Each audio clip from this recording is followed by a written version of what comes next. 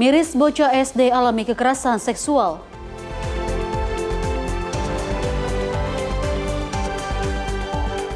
Bahlil umumkan penemuan cadangan gas jumbo di Kutai.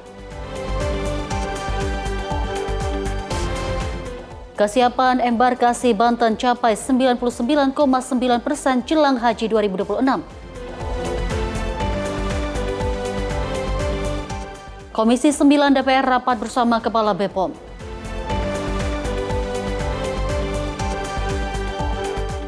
Kapal perang Amerika Serikat tembak kapal kargo Iran di tengah blokade.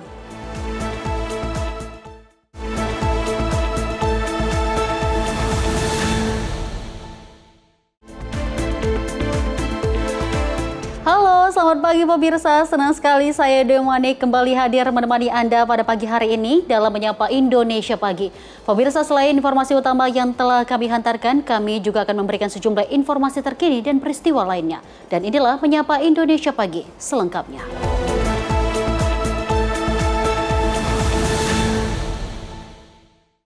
Pemirsa, informasi kita awali dari banjir bandang yang melanda wilayah Kecamatan Cigudeg, Kabupaten Bogor, Jawa Barat. Dalam video yang beredar terlihat luapan air menggenangi beberapa akses jalan serta area pemukiman warga.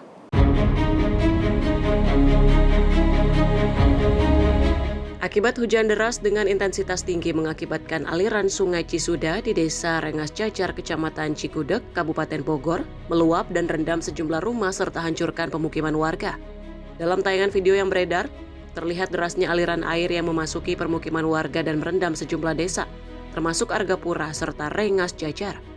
Kondisi di lokasi menunjukkan dampak yang cukup luas, mulai dari genangan air di rumah warga hingga terganggunya akses jalan. Sementara itu sejumlah warga tampak melakukan evakuasi ke tempat yang lebih aman. Akibat kejadian tersebut belum dipastikan adanya korban jiwa maupun luka-luka. Namun untuk sementara waktu warga yang terdampak memilih untuk mengungsi di Masjid Al-Kautsar. Karena hujan biasa-biasa aja, cuma angin doang kencang. Nggak nyangka kalau airnya bakal gede banget gitu. Mula-mulanya kan rembes-rembes tuh di pintu. Maksud saya mau ditutupin pakai kain lah kan. Sebari itu tiba-tiba airnya sekaligus datang, pintunya sampai mecel.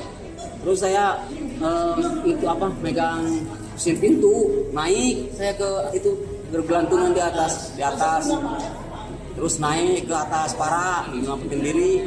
Ya, jadi air meluap karena air sungai yang di samping pasar ini, sungai dengan rumah kebetulan tinggi sungai, jadi airnya meluap sampai ke rumah. Ada berapa titik sih dan untuk bencana alam sendiri dan untuk bencana karena dengan hujan deras ya dari sore dari sekitar jam 4 sampai jam 6 puncaknya air meluap ke 4 desa Rengas Cacar, sama nih Tegalega sama Pacian. untuk data sementara udah berapa kakak yang sudah Data sekarang masih dalam perincian, pada penyisikan. Cuma yang ada sekarang baru 4 kakak yang udah pindah diungsikan ke masjid. Dari Kabupaten Bogor, jurnalis Info TV melaporkan. Pemirsa, sebuah minibus terendam banjir setelah terjebak luapan kali Pesanggerahan yang memutus akses jalan Bandung Cinere di kawasan Cinere Pondok Cabe perbatasan Kota Depok dan Tangerang Selatan. Pemirsa, peristiwa tersebut terjadi pada Senin pagi setelah debit air meningkat dan menggenangi jembatan penghubung antar daerah. Dalam rekaman video amatir, luapan kali Pesanggerahan memutus akses jalan Bandung Cinere, Kota Depok, Jawa Barat yang menjadi penghubung antara kawasan Cinere dan Pondok Cabe, Tangerang Selatan.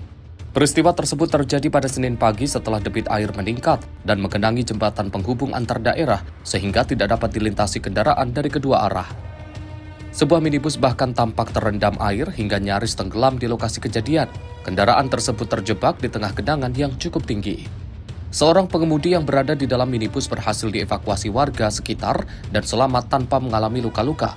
Sementara proses evakuasi kendaraan dilakukan oleh petugas pemadam kebakaran yang datang ke lokasi tak lama setelah kejadian. Akibat banjir tersebut, arus lalu lintas di Jalan Bandung Cinere lumpuh total. Banyak pengguna jalan terpaksa memutar balik dan mencari jalur alternatif, baik dari arah Tangerang Selatan menuju Depok maupun sebaliknya. Menurut salah seorang warga, minibus terendam diduga melaju saat kondisi pengemudi mengantuk, sehingga tidak menyadari adanya genangan air yang menutup badan jembatan. Mungkin dia ngantuk, tapi alasannya jalanan sama air itu seperti jalanan, jadi dia bablas terus. Oh, tetap diterobos. Bukan karena terjebak pas emang lagi di sini gitu, Pak? Oh enggak, Oh, enggak. terobos dia. Di dalam mobil ada berapa orang, Pak? Cuman sendiri seorang, cuman dia udah keluar duluan. Begitu ini keluar terus baru air tambah naik. Banjir ini disebabkan karena tumpukan sampah yang menggunung, diduga berasal dari longsoran TPA Cipayung, Depok.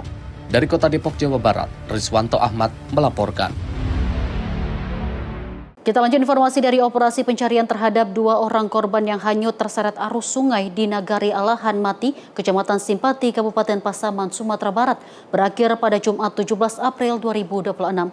Tim SAR gabungan berhasil menemukan seluruh korban dalam kondisi meninggal dunia. Upaya pencarian 2 orang yang terseret arus banjir di Sungai Nagari Alahan Mati, Kecamatan Simpati, Kabupaten Pasaman, akhirnya dihentikan setelah keduanya ditemukan dalam keadaan meninggal dunia. Korban pertama, Meji Ardi, 37 tahun, telah lebih dulu ditemukan sehari sebelumnya pada Kamis 16 April 2026. Sementara itu korban kedua, Dewi Hayati, 50 tahun, ditemukan pada Jumat 17 April 2026 sekitar jarak 8 km dari lokasi awal kejadian. Diketahui insiden bermula sekitar pada Selasa 14 April 2026 pukul 17.00 waktu Indonesia Barat ketika hujan deras menyebabkan debit air sungai meningkat hingga meluap dan menghambat kendaraan yang ditumpangi para korban. Saat berusaha menyelamatkan diri dengan keluar dari mobil, kedua korban justru terbawa derasnya arus sungai. Proses evakuasi berlangsung cukup sulit karena medan yang terjal. Tim SAR gabungan membutuhkan waktu sekitar 3,5 jam untuk membawa jenazah dari lokasi penemuan. Setelah berhasil dievakuasi, jenazah korban dibawa ke Puskesmas Kecamatan Simpang Alahan Mati sebelum diserahkan kepada pihak keluarga untuk dibawa ke Kabupaten Pasaman Barat. Tim redaksi Simpo TV melaporkan.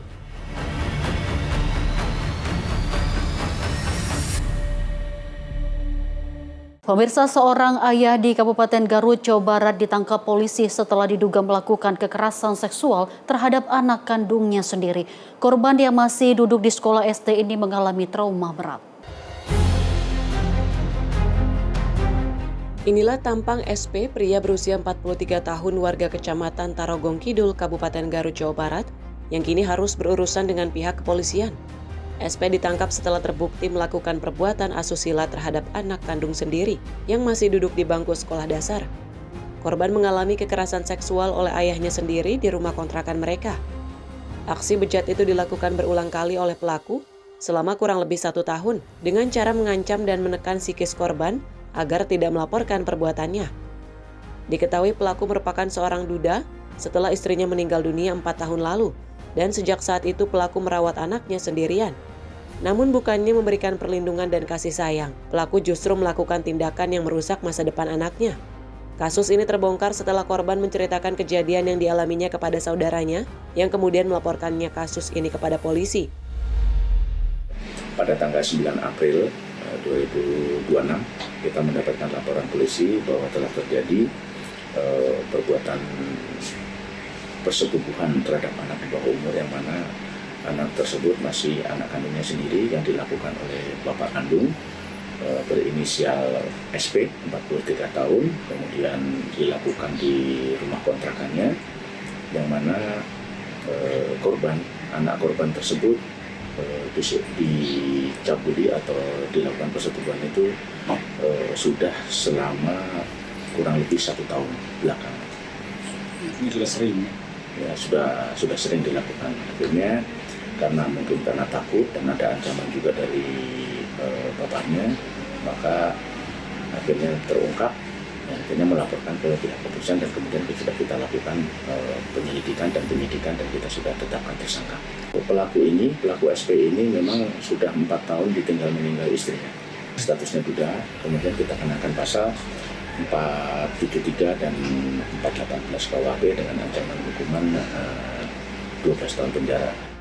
Polisi kini telah menetapkan pelaku sebagai tersangka dan menahannya untuk proses hukum lebih lanjut. Atas perbuatannya, pelaku dijerat dengan pasal perlindungan anak dengan ancaman hukuman penjara hingga 12 tahun, ditambah sepertiga masa tahanan karena korban merupakan anak kandung sendiri. Dari Garut, Jawa Barat, jurnalis Info TV melaporkan. Pemirsa, aksi nekat komplotan curanmor berpakaian batik di Bandar Lampung berhasil digagalkan seorang karyawati toko di Tanjung Karang Barat. Meski sempat ditodongkan senjata api dan mendengar letusan tembakan, korban tetap berani menghadang hingga pelaku gagal membawa kabur sepeda motor.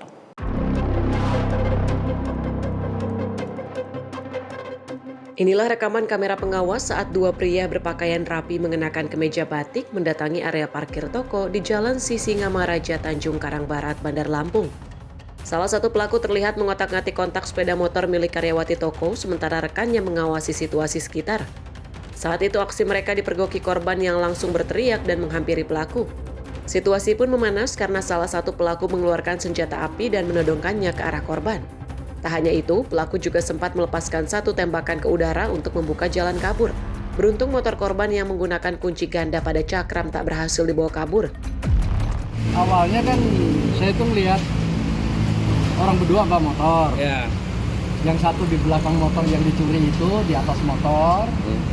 Yang satu di motor lagi setang itu disepak begini. Nah terus habis itu dia ngambil kunci letter T, dia jebol kunci itu. Nah, dari situlah saya berteriak bahwa itu maling. Saya teriak maling. Dia maksa bawa narik mundur motor. Saya lari ke sana, saya ngambil batu. Nah, dia nodong becek begini. Memang jaraknya jauh. Barulah dia orang itu pada keluar. Tembak sekali ke atas cuma. Setelah gagal di Tanjung Karang Barat, komplotan yang sama juga kembali beraksi di wilayah Kecamatan Tanjung Senang. Di lokasi ini, komplotan ini membawa kabur motor korban yang merupakan seorang karyawan toko. Hingga saat ini polisi masih melakukan penyelidikan dan mengumpulkan rekaman CCTV untuk mengungkap identitas serta menangkap para pelaku. Dari Bandar Lampung, jurnalis Info TV melaporkan. Pemirsa, informasi kita lanjut dari rekaman video amatir yang memperlihatkan aksi penggerebekan swasang sejoli di kamar kos di kawasan Air Tawar, Kota Padang.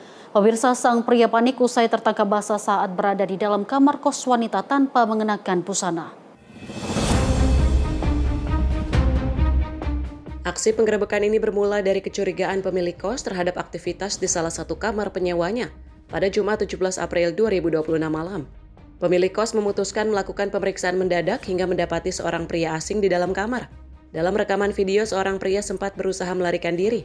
Namun karena posisi kamar berada di lantai 2, ia tidak memiliki pilihan lain selain pasrah saat dikerubungi warga. Suasana sempat memanas ketika pemilik kos dan warga sekitar meluapkan kemarahannya karena tindakan pasangan ini dinilai telah melanggar norma dan aturan lingkungan setempat. Usai digerebek, pasangan ini segera diamankan warga untuk dimintai keterangan lebih lanjut. Warga berencana melaporkan kejadian ini kepada pihak Satpol PP guna memberikan efek jera serta menjaga ketertiban di lingkungan sekitar. Zata Yumni, tim redaksi Info TV melaporkan.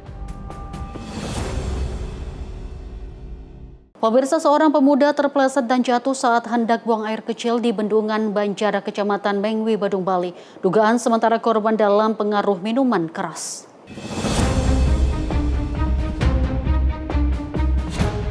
Seorang pemuda bernama Sugeng asal Malang, Jawa Timur ditemukan meninggal dunia setelah terjatuh ke bendungan di wilayah Banjar, Kecamatan Mengwi, Badung pada Jumat 17 April 2026. Berdasarkan informasi awal, insiden terjadi saat korban hendak buang air kecil di sekitar bendungan pada pukul 02.00 waktu Indonesia Tengah. Dugaan sementara korban dalam pengaruh minuman keras hingga terpeleset dan jatuh ke aliran air. Korban ditemukan dalam kondisi meninggal dunia pada jarak sekitar 10 hingga 15 meter dari titik awal terjatuh.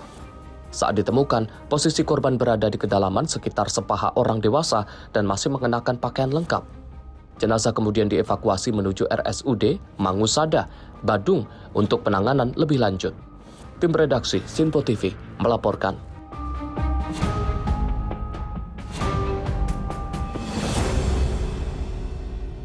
Pemirsa, Ketua DPD Partai Golkar Kabupaten Maluku Tenggara Agrapinus Rumatora alias Nuske tewas ditikam di Bandara Karel Satsuitubon, Langgur, Maluku Tenggara pada Minggu 19 April 2026.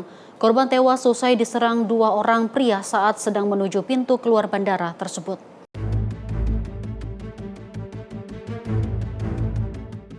Insiden pembunuhan menimpa Ketua DPD 2 Partai Golkar Maluku Tenggara Agrapinus Rumatora alias Nuske.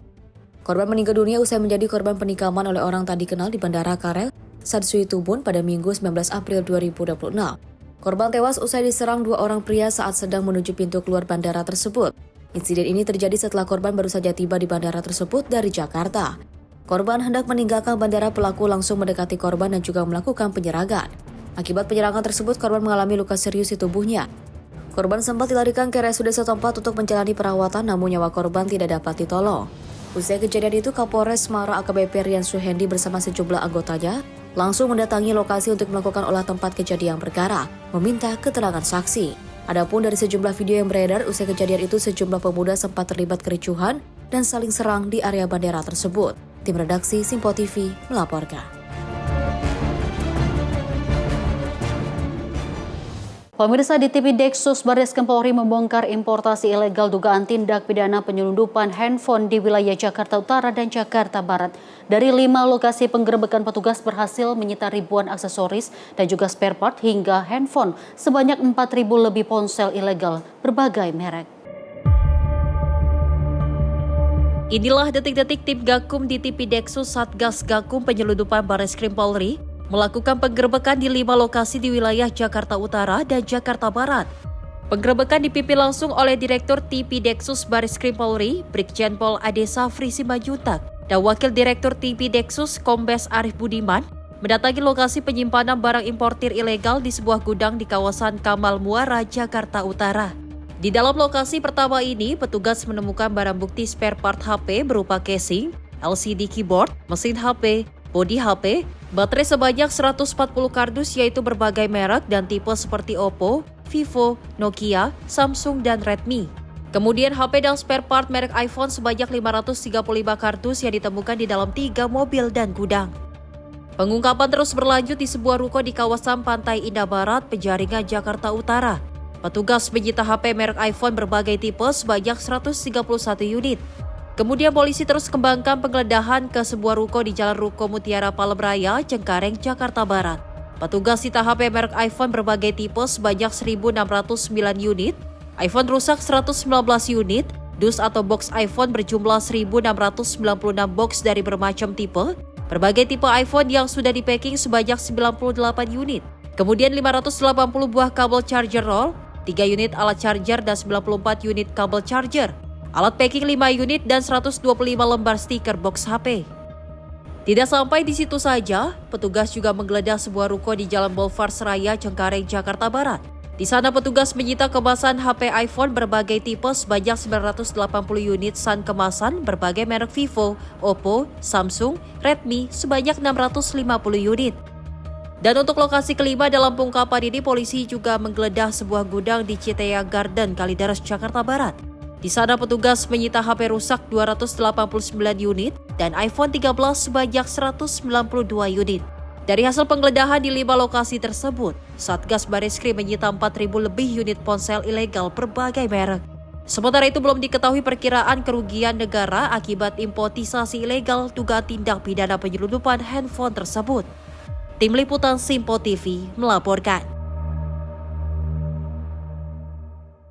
Tanpa sebab yang jelas, seorang warga negara asing menganiaya warga lokal di sebuah tempat kebugaran di kawasan Jalan Pura Demak, Kota Denpasar, Bali. Pemirsa, akibat insiden tersebut, korban mengalami luka lecet sepanjang 1,5 cm di sisi kepala kiri serta mengeluhkan nyeri di sekujur tubuh. Inilah unggahan video viral media sosial yang memperlihatkan saat belasan warga mengamankan seorang warga negara asing.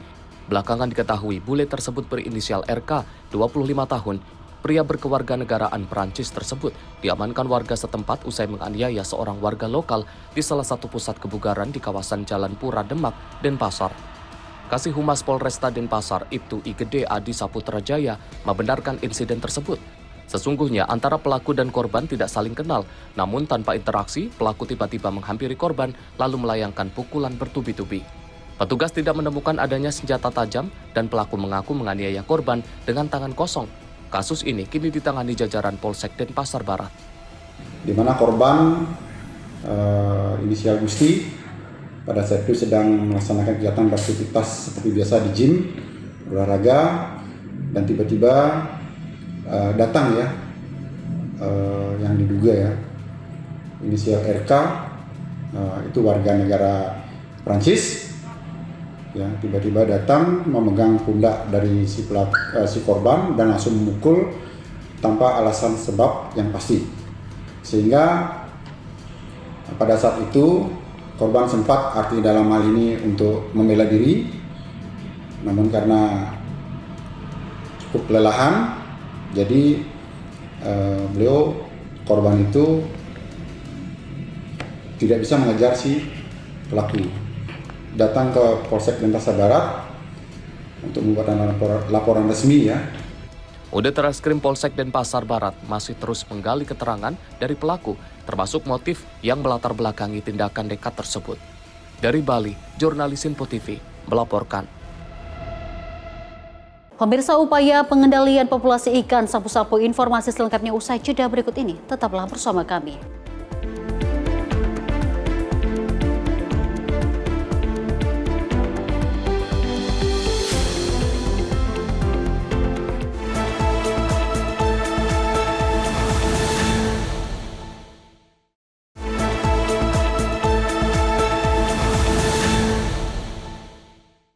Selamat pagi pemirsa, Anda kembali menyaksikan Menyapa Indonesia Pagi.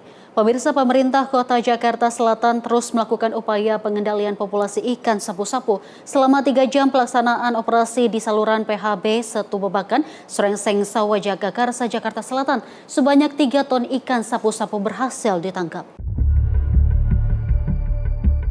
Petugas gabungan menggelar operasi penangkapan ikan sapu-sapu di saluran PHB Setu Babakan, Srengseng Sawah, Jagakarsa, Jakarta Selatan. Penangkapan ikan sapu-sapu dilakukan secara manual, di mana petugas turun ke saluran PHB dan menebar jaring. Selama 3 jam pelaksanaan operasi, sebanyak 3 ton ikan sapu-sapu berhasil ditangkap. Populasi ikan sapu-sapu sudah berlebihan atau overpopulation. Keberadaan ikan sapu-sapu tidak hanya mengancam ekosistem, tetapi juga berdampak pada infrastruktur di sekitar perairan, termasuk merusak tanggul sungai. Karena mereka bersarang dengan cara membuat lubang seperti mengebor, jadi itu cukup membahayakan, terutama untuk turap-turap di sungai. Ikan sapu-sapu termasuk spesies invasif yang sangat berbahaya karena memiliki kemampuan reproduksi yang sangat cepat.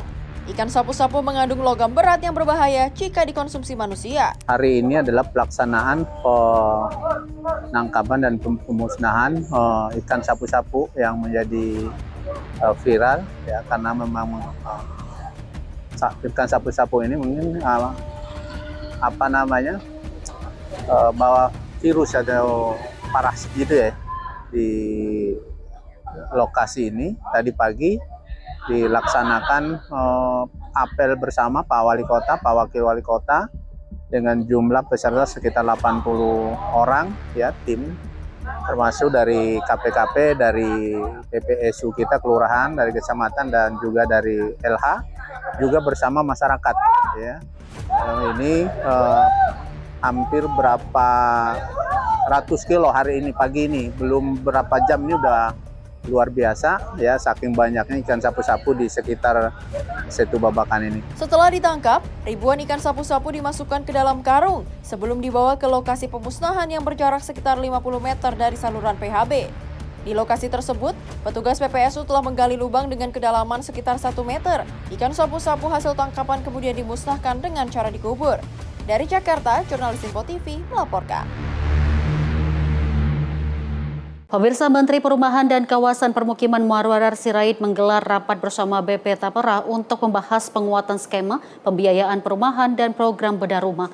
Rapat ini menjadi bagian dari upaya pemerintah dalam meningkatkan akses hunian layak bagi masyarakat berpenghasilan rendah. Menteri Perumahan dan Kawasan Permukiman Marwarar Sirait menggelar rapat bersama BP Tapera untuk membahas penguatan skema pembiayaan perumahan dan program bedah rumah. Marwarar Sirait memimpin rapat di Menara Mandiri Jakarta pada Jumat 17 April sore 2026 bersama Komisioner BP Tapera dan sejumlah pejabat terkait.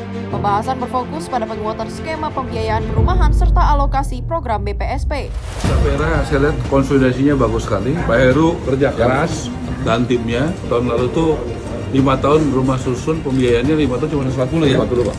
Ya, tahun ini naiklah jadi berapa puluh ribu ya. Saya senang timnya penuh semangat, Tapera dan terobosan dengan Ibu Dirjen Sri juga ya berkolaborasi. Jadi nanti ada pembiayaan buat rumah susun dan juga untuk pembiayaan buat rumah tapak. Rumah tapak tahun lalu 278.000 ya.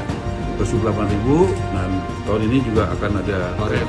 Dirinya mengapresiasi kinerja BP Tapera yang dinilai menunjukkan progres positif dalam mendorong pembiayaan perumahan. Ia menyebut capaian tersebut menjadi modal penting untuk menghadirkan skema yang lebih efektif dan tepat sasaran. Pemerintah menyiapkan skema baru pembiayaan rumah susun pada tahun ini untuk meningkatkan realisasi pembangunan. Realisasi rumah tapak subsidi tahun lalu mencapai 278.000 unit dan diharapkan terus meningkat melalui penguatan pembiayaan. Program BPSP atau bedah rumah menjadi salah satu prioritas dengan target meningkat hingga 400.000 unit tahun ini. Pemerintah juga menyiapkan penyempurnaan regulasi dan verifikasi teknis agar program tepat sasaran bagi masyarakat berpenghasilan rendah. Tim Redaksi Simpo TV melaporkan.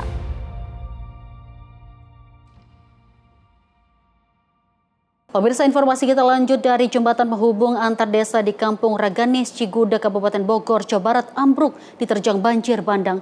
Putusnya akses vital Sungai Cidurian ini membuat ratusan kepala keluarga terisolasi.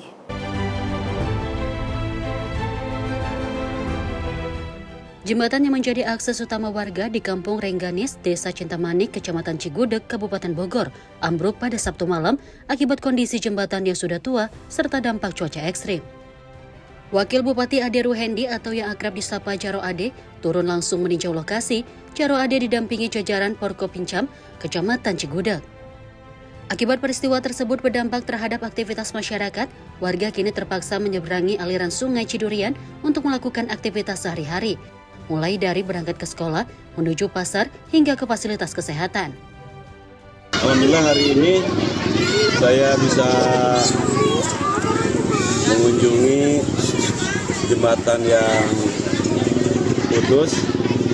Ini dampak dari bencana, dari banjir. Dan kebetulan juga jembatan ini ya sudah cukup lama. Setahu saya dari periode pertamanya Pak Lurah Sanip, bapaknya Pak Lurah, ini dibangun. Dan kemarin juga sempat viral anak-anak nyebrang sungai. Saya pikir pertama kami apresiasi bahwa kepala desa dan masyarakat, tokoh-tokoh di Desa Cintamanik berupaya untuk melakukan gotong royong. Ini yang cukup luar biasa, sehingga UPT PUPR pun juga coba membuat kajian apa yang bisa diberikan bantuan untuk memperkuat gotong royong masyarakat. Jadi ini dilakukan swadaya. Karena desa pernah juga membangun mungkin di tahun ini yang di depan ya, yang di depan. Tadi pagi saya komunikasi dengan Pak Bupati dengan Pak Rudi. Setelah dari Tanjung Sari, saya mau melihat jembatan yang putus di Desa Cintamanik. Jadi saya menyampaikan terutama kepada masyarakat, kalau lagi banjir hati-hati. Jaro Ade menegaskan pentingnya langkah cepat termasuk gotong royong warga untuk membangun jembatan darurat sementara sambil menunggu kajian teknis dari dinas terkait. Dari Kabupaten Bogor, jurnalis Simpo TV melaporkan. Pemirsa, setelah sempat terputus akibat bencana banjir dan longsor, akses warga di Bener Meriah Aceh kembali normal. Dan juga jembatan Aramco yang dibangun gotong royong antara TNI dan masyarakat kini resmi digunakan.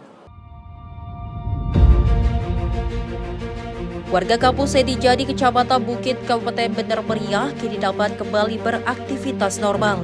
Hal ini menyusul rampung dan diresmikannya jembatan Aramco yang menjadi akses penghubung utama antar wilayah. Sebelumnya akses terputus akibat banjir dan tanah longsor, membuat warga harus menempuh jalur alternatif yang lebih jauh dan beresiko. Pembangunan jembatan dilakukan melalui kerjasama personil TNI dan masyarakat dengan mengedepankan semangat gotong royong. Jembatan ini diresmikan dengan ditandai pemotongan pita oleh TNI AD bersama masyarakat sebagai wujud nyata sinergi dan kebersamaan. Dengan dicat warna merah putih, jembatan ini menjadi simbol semangat persatuan serta harapan baru bagi warga setempat.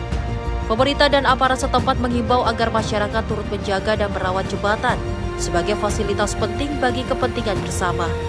Jihan Nabila, Simpo TV melaporkan. Pemirsa, Gubernur Maluku Utara Sherly Joanda mengunjungi pengungsi gempa di Kecamatan Pulau Batang 2, Ternate. Dalam video, Sherly juga memberikan arahan untuk mengevakuasi pengungsi yang sakit ke Rumah Sakit Umum Daerah Casan, Boisorie, Ternate.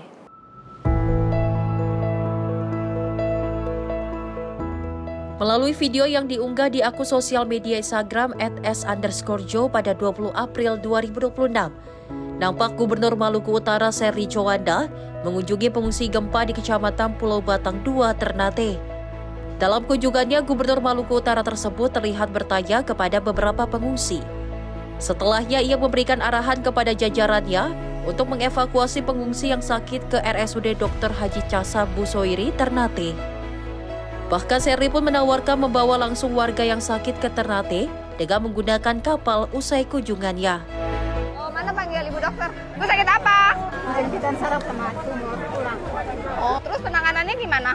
Belum ada penanganan. Oh, kalau gitu ini bawa ke Hasan Bosori aja. Ini juga bawa ke Hasan Bosori. Sebenarnya kalau ikut saya bisa, kalau mereka siap ikut saya aja langsung. Rencana bilang dengan kapal 115. Enggak dengan saya. Saya kan pulang ini 1 jam lagi saya udah pulang. Jadi abis ini saya langsung jalan aja. Tapi ada harus di medis ikut, kan kita 3 jam soalnya. Dengan keluarga suruh ikut dan anak-anaknya.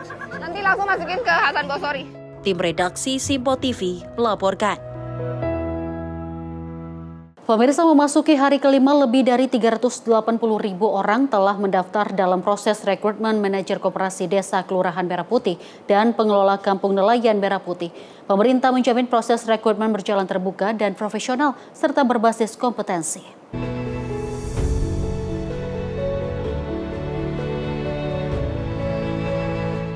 Hingga Senin pagi, sebanyak 380.830 orang telah mendaftar.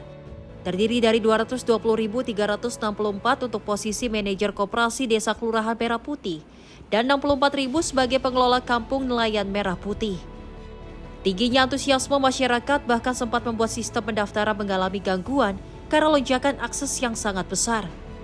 Meski begitu, Menteri Koordinator Bidang Pangan Zulkifli Hasan menyatakan proses rekrutmen akan berjalan transparan dan berbasis kompetensi, sehingga seluruh peserta mendapat perlakuan yang adil serta profesional. Jadi yang sudah daftar totalnya 383.830. Bahwa ini kita nyatakan memang pendaftaran terbuka, transparan, jujur, dan tidak ada yang menjamin bisa diterima, ya terbuka apa adanya saja. Jadi sudah 383.830 terdiri dari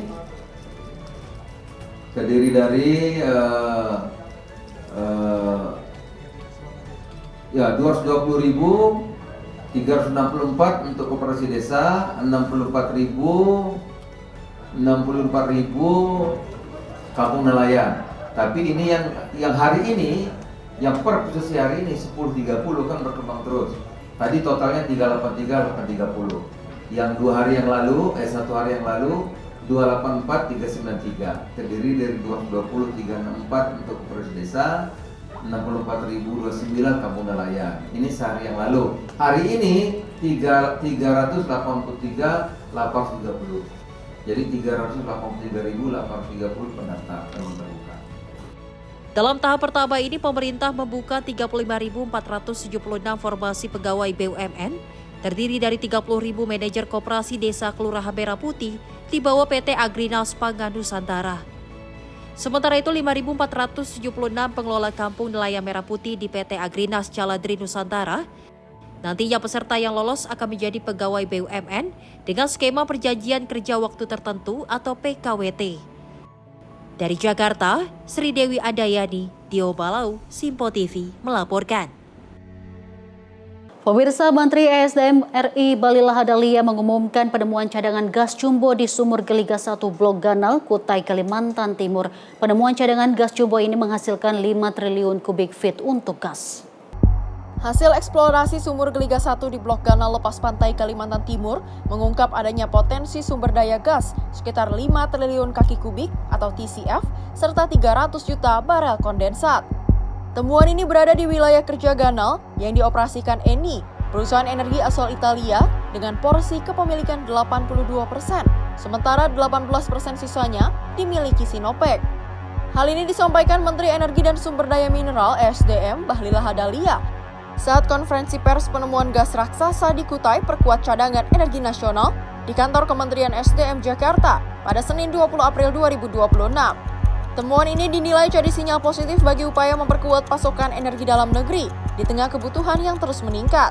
Nah, saya mau mengumumkan teman-teman bahwa Eni baru mendapatkan satu wilayah kerja baru, Giant, dari blok Geliga yang menghasilkan 5 triliun cubic feet untuk gas, dan kita mendapat kondensat kurang lebih sekitar 300 juta barel minyak ekuivalen. Dengan demikian, maka Eni pada 2028 itu bisa kita maksimalkan mencapai kurang lebih sekitar 2000 mm untuk gas.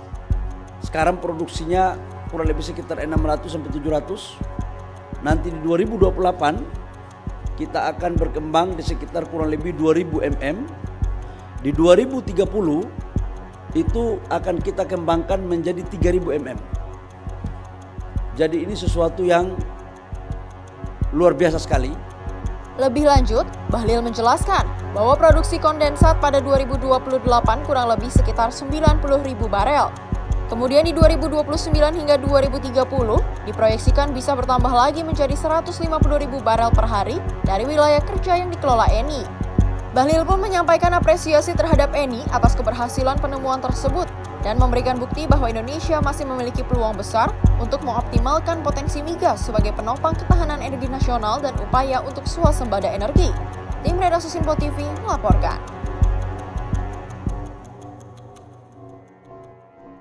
Pemirsa, 2 kapal Pertamina bersiap melintasi Selat Hormuz usai jalur pelayaran kembali dibuka. Sebelumnya kapal tersebut sempat tertahan di kawasan Teluk Arab, Teluk Persia. Nah, buat teman-teman yang nanya gimana kapal Pertamina, itu Gamsunoro ya, Pertamina. Dan posisinya saat ini, posisi kami saat ini itu di sini. Berarti di daerah Sharjah, daerah Dubai lah ya, daerah Dubai kalau kita tarik lurus ke sini.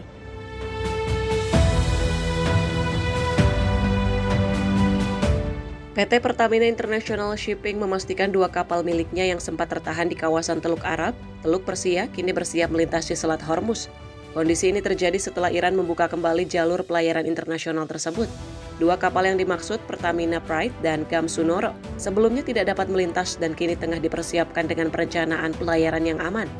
PIS juga melakukan pemantauan intensif serta menyusun rute analisis risiko hingga rencana kontingensi untuk menjamin keselamatan pelayaran.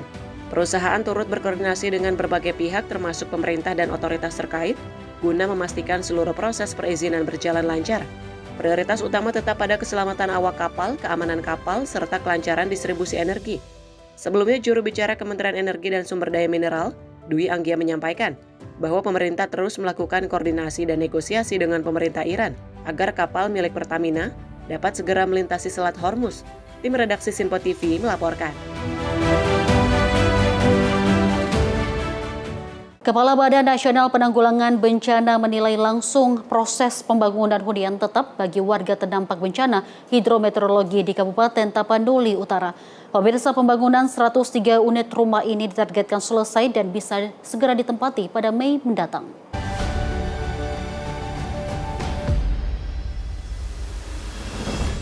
Kepala Badan Nasional Penanggulangan Bencana atau BNPB meninjau langsung proses pembangunan hunian tetap di Desa Dolok Nauli, Kecamatan Adian Koting, Tapanuli Utara pada Senin siang. Pembangunan 103 unit hunian ini dilakukan untuk mempercepat proses pemulihan pasca bencana di wilayah tersebut. Menurut Kepala BNPB, saat ini pembangunan 70 unit rumah ditargetkan selesai 100% pada Mei 2026. Sedangkan 33 unit lainnya saat ini sedang dalam proses pengerjaan. Sudah ada calon penghuninya. Ini yang tahap awal ada 70. Insya Allah di bulan Mei ya, 2026 sudah jadi 100%. Segera bisa ditempati. Ada 70 KK. Kemudian sisanya yang 103 ini juga yang 33 juga sedang dalam proses pembangunan.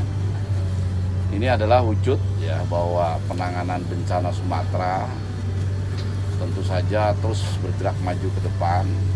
Seluruh daerah khususnya Tapanuli Utara sekarang masuk tahap proses transisi menuju pemulihan.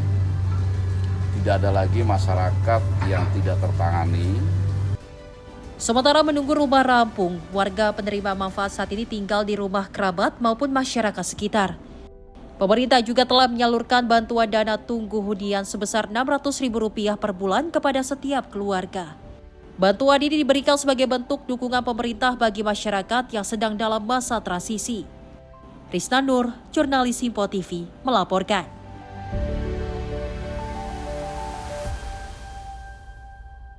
Pemirsa, pemerintah Kabupaten Puncak, Papua Tengah mengungkap fakta baru terkait insiden penyerangan di wilayah distrik Kemru, Kabupaten Puncak, Papua yang terjadi beberapa waktu lalu.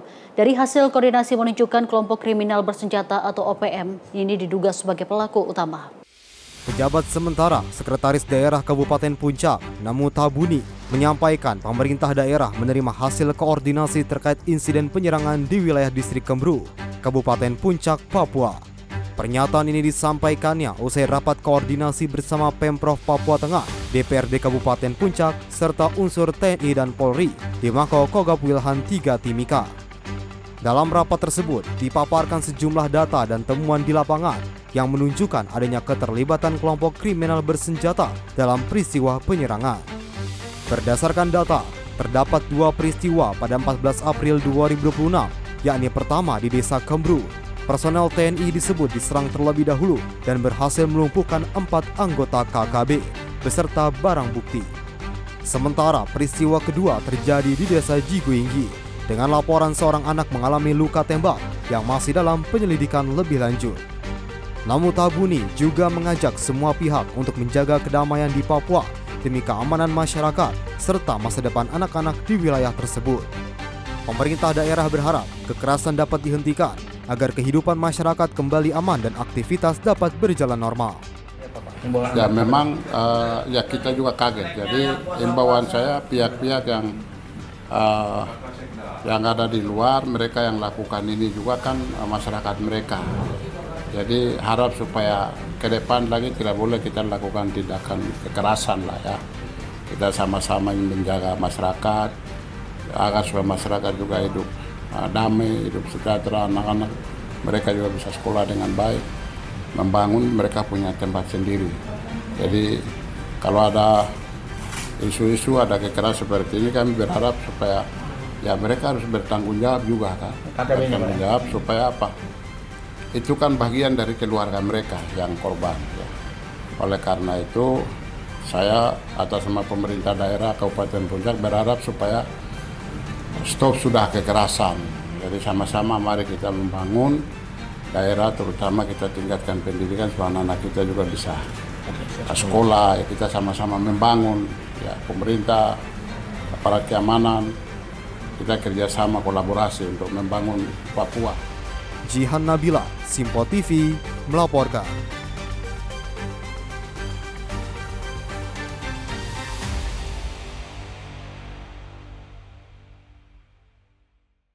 Pemirsa, petugas haji bandara harus disiplin dan siap bekerja maksimal. Informasi selengkapnya usai jeda berikut ini. Tetaplah bersama kami.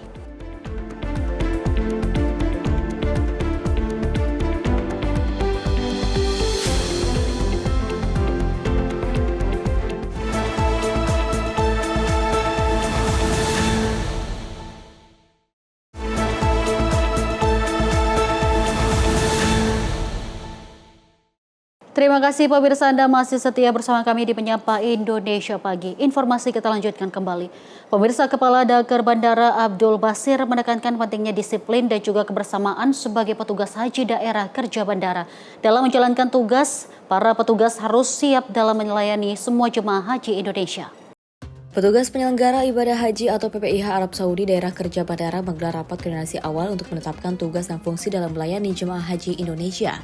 Rakor yang juga digelar di Hotel Ajiyal Al-Madinah diikuti seluruh petugas dari berbagai tugas dan fungsi, mulai dari pelindungan jemaah, transportasi, kesehatan, layanan lansia, dan disabilitas hingga media center. Kepala Daker Bandara Abdul Basir menekankan pentingnya disiplin dan juga kebersamaan dalam menjalankan tugas. Petugas diminta disiplin dalam berpakaian dengan selalu menggunakan atribut resmi, baik saat di dalam maupun di luar hotel. Selain itu, petugas juga diingatkan untuk disiplin waktu karena keterlambatan dapat berpengaruh pada kinerja tim secara keseluruhan. Petugas juga diminta untuk saling peduli terhadap rekan kerja, terutama jika ada yang membutuhkan bantuan atau berhalangan hadir. Petugas juga diimbau menjaga kesehatan dan segera melaporkan kondisi kesehatan kepada tim medis agar pelayanan tetap optimal. Kepala Daker Bandara berharap seluruh petugas memiliki komitmen disiplin, mengingat petugas bandara merupakan garda terdepan dalam pelayanan jemaah haji Indonesia di Arab Saudi. Karena itu kan kita harus bisa memberikan kesan pertama yang terbaik pada jamaah. Sebaik-baiknya kita memberikan layanan kepada jamaah, seramah mungkin kepada jamaah. Karena jamaah pertama kali melihat kita, kalau ada banyak petugas itu mereka kan pastikan tenang. Oh, ada petugas haji Indonesia juga ternyata di sini. Gitu. Itu akan menenangkan buat mereka. Pak, ya? Seberapa yakin dengan tim Daker Bandara dan apa yang bisa menjadi yakin? Dari Madinah, Arab Saudi, Ferdi Setiawan, Simpo TV melaporkan. Pemirsa, tenaga pendukung PPIH Arab Saudi siap memperkuat layanan jemaah haji di musim haji tahun ini. Sebanyak 423 tenaga pendukung yang terdiri dari petugas mukimin dan mahasiswa mengikuti bimbingan teknis sebagai bagian dari pemantapan tugas. Tenaga pendukung petugas penyelenggara ibadah haji atau PPIH Arab Saudi turut menjadi garda terdepan dalam memastikan kelancaran pelayanan jemaah haji Indonesia, khususnya di daerah kerja Madinah dan bandara. Sebanyak 423 tenaga pendukung yang terdiri dari petugas mukimin dan mahasiswa mengikuti bimbingan teknis sebagai bagian dari pemantapan tugas. Mereka dipersiapkan untuk membantu berbagai aspek layanan, mulai dari penyambutan jemaah di bandara, pendampingan di sektor, hingga pelayanan langsung kepada jemaah termasuk lansia. Kepala Kanselera Suharyo Trisasongko menyebut bahwa keberadaan tenaga pendukung sangat vital dalam mendukung kinerja PPIH secara keseluruhan. Rencananya tenaga pendukung akan disebar ke dua daker utama yakni bandara dan juga Madinah, serta ditempatkan di titik-titik strategis yang membutuhkan bantuan langsung kepada jemaah. Ini adalah bimbingan teknis tenaga pendukung PPIH Arab Saudi untuk wilayah daerah kerja Madinah dan wilayah kerja bandara Madinah. BIMTEK kali ini dihadiri oleh 423 mukimin dan juga mahasiswa yang berdomisili di Arab Saudi.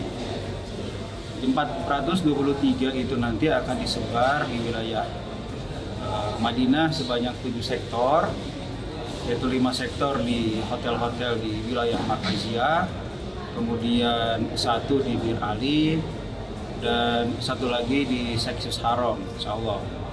Kemudian nanti yang di Daker Bandara Madinah akan dibagi 3 sektor, dan 3 shift, insya Allah.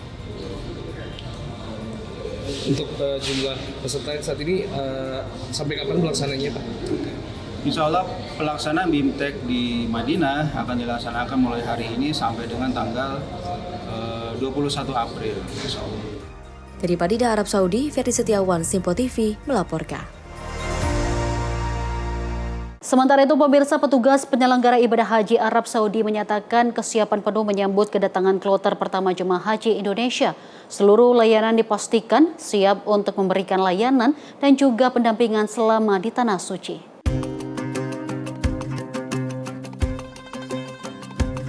Jelang kedatangan kloter pertama jemaah haji Indonesia pada tanggal 22 April 2026 mendatang, petugas penyelenggara ibadah haji Arab Saudi terus mematangkan berbagai persiapan untuk memastikan proses kedatangan jemaah berjalan lancar, cepat, dan nyaman. Saat ini sebanyak 460 petugas PPIH Arab Saudi telah tiba di Tanah Suci dan telah mulai bertugas di Dakar Bandara dan Dakar Madinah. Setibanya di bandara, jemaah haji nantinya akan menjalani proses pemeriksaan dokumen serta keimigrasian. PPIH juga menyiapkan layanan khusus bagi jamaah lanjut usia dan berkebutuhan khusus agar mendapatkan pendampingan optimal. Kabid Transportasi PPIH Arab Saudi, Syarif Rahman menjelaskan, saat ini semua persiapan antar sektor terus dimatangkan untuk memastikan pelayanan dan pendampingan pada saat kedatangan jemaah haji bisa berjalan optimal. Kloter perdana kita sudah insya Allah sudah fix, sudah nggak ada masalah karena dari sisi sistem semuanya sudah oke, jemaah juga insya Allah sudah terima kartu nusuk semuanya di tanah air dan mereka akan datang ke Arab Saudi melalui Bandara Aman Madinah, nanti akan diterima juga oleh Duta Besar Arab Saudi dan pihak dari Konsulat RI di Jeddah. Yang namun kloter pertama ini dari JKG sehingga pakai fast track sehingga mereka akan diterima di bandara, tapi waktunya memang agak cepat begitu. Tapi persiapannya insya Allah sudah matang semua. Dari Madinah, Arab Saudi, Ferdi Setiawan, Simpo TV melaporkan. Pemirsa, mendekati keberangkatan Haji 2026, Imigrasi Arab Saudi siapkan puluhan konter pemeriksaan haji di Bandara Soekarno-Hatta, Tangerang, Banten. Nantinya para jemaah haji akan diperiksa di bandara sehingga tidak lagi dilakukan pemeriksaan setibanya di Bandara Arab Saudi. Selain itu, pengelola Bandara Internasional Soekarno-Hatta juga menyiapkan terminal khusus untuk melayani keberangkatan jemaah haji tahun 2026 dengan berbagai fasilitas guna memberikan kenyamanan bagi jemaah.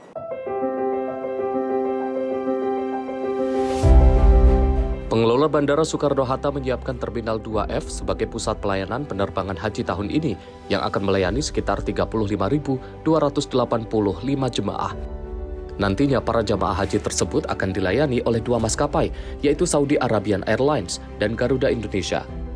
Penerbangan perdana dijadwalkan akan berangkat pada 22 April pukul 00.45 waktu Indonesia Barat dini hari dengan jumlah kloter perdana sebanyak 390 jemaah. Jemaah yang berangkat melalui terminal ini berasal dari 3 embarkasi, yaitu Cipondoh Tangerang Banten, Pondok Gede, dan Bekasi. Untuk menunjang kelancaran proses keberangkatan, pihak bandara menyiapkan 4 area holding dengan kapasitas masing-masing sekitar 1 penerbangan atau 450 orang. Selain itu, salah satu inovasi yang dihadirkan adalah layanan Makkah Road yang nantinya proses keimigrasian Arab Saudi dilakukan di Indonesia, yaitu di Bandara Internasional Soekarno-Hatta. Dengan sistem ini, jemaah tidak perlu lagi menjalani pemeriksaan imigrasi setibanya di Arab Saudi karena proses tersebut sudah diselesaikan di Terminal 2F atau sistem jemput bola yang dilakukan petugas imigrasi Arab Saudi.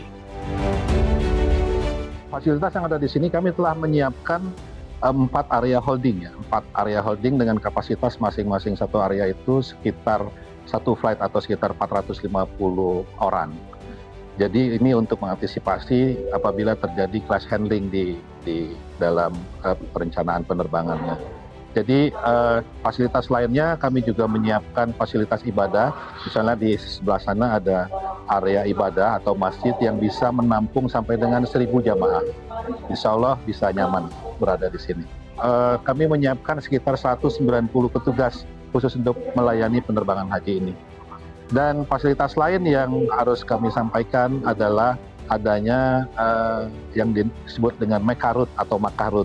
Makarut ini tahun ini memiliki pelayanan yang lebih seamless dengan teknologi terbaru.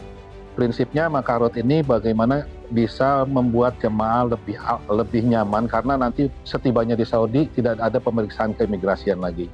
Jadi pemeriksaan keimigrasiannya khusus dari Saudi itu dilakukannya di sini. Jadi setelah masuk area Makarot itu dianggap sudah masuk ke negara Arab Saudi.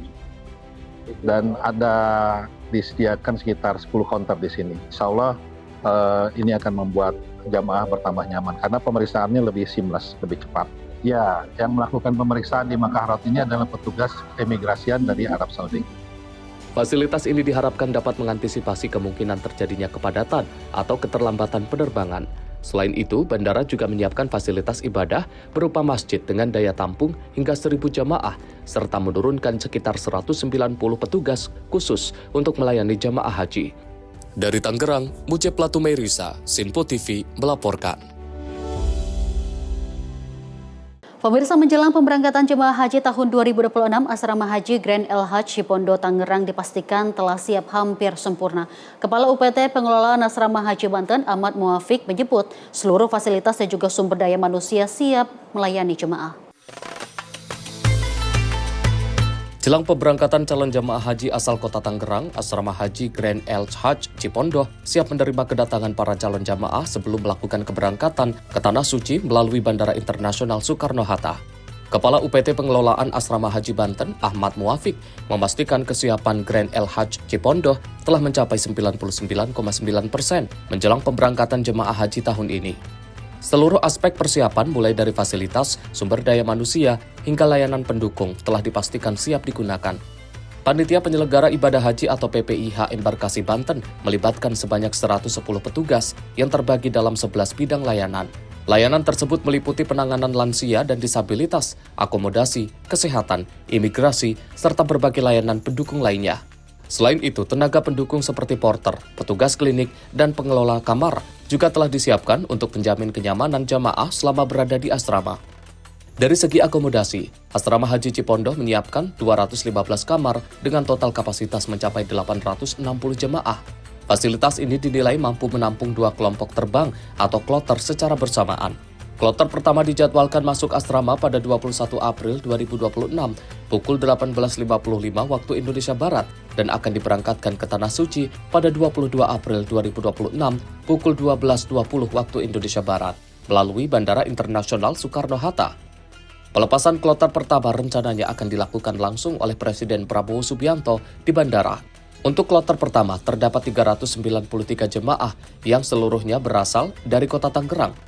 Secara keseluruhan, Embarkasi Banten diperkirakan memberangkatkan sekitar 9.200 jemaah yang terdiri dari 24 kloter dengan data yang masih bersifat dinamis.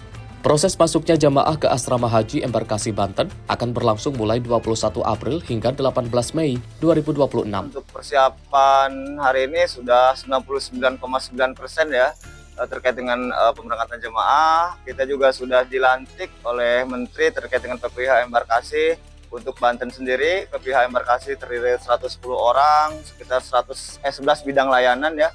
Ada bidang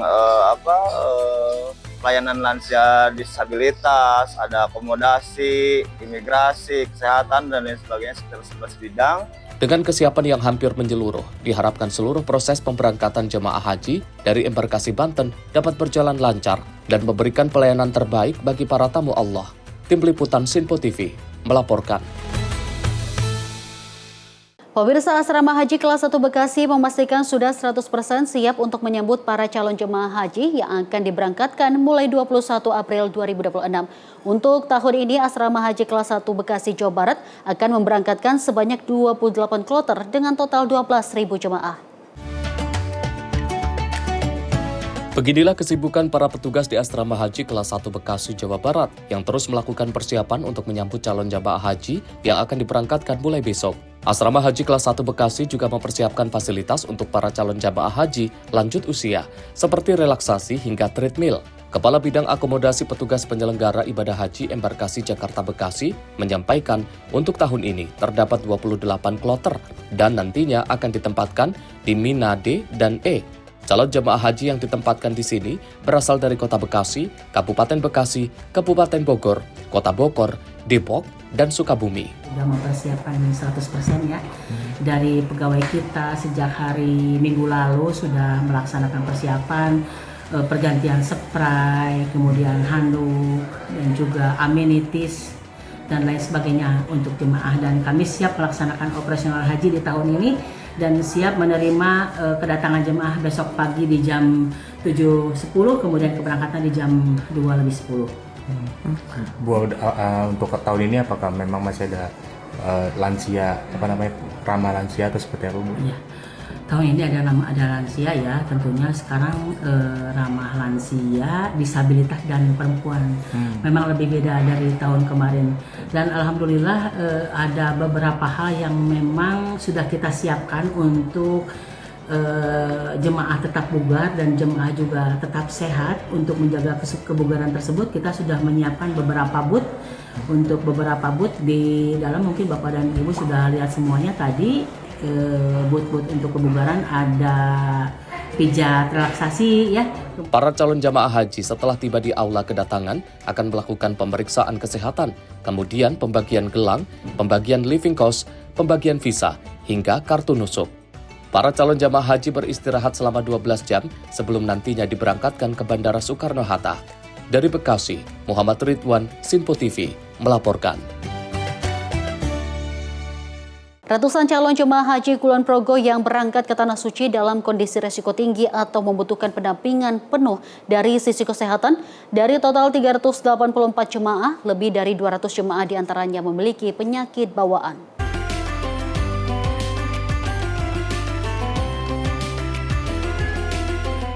Data dari kantor Kementerian Haji dan Dinas Kesehatan Kulon Progo menyebutkan, lebih dari 200 calon jamaah haji yang akan berangkat tahun ini masuk kategori resiko tinggi.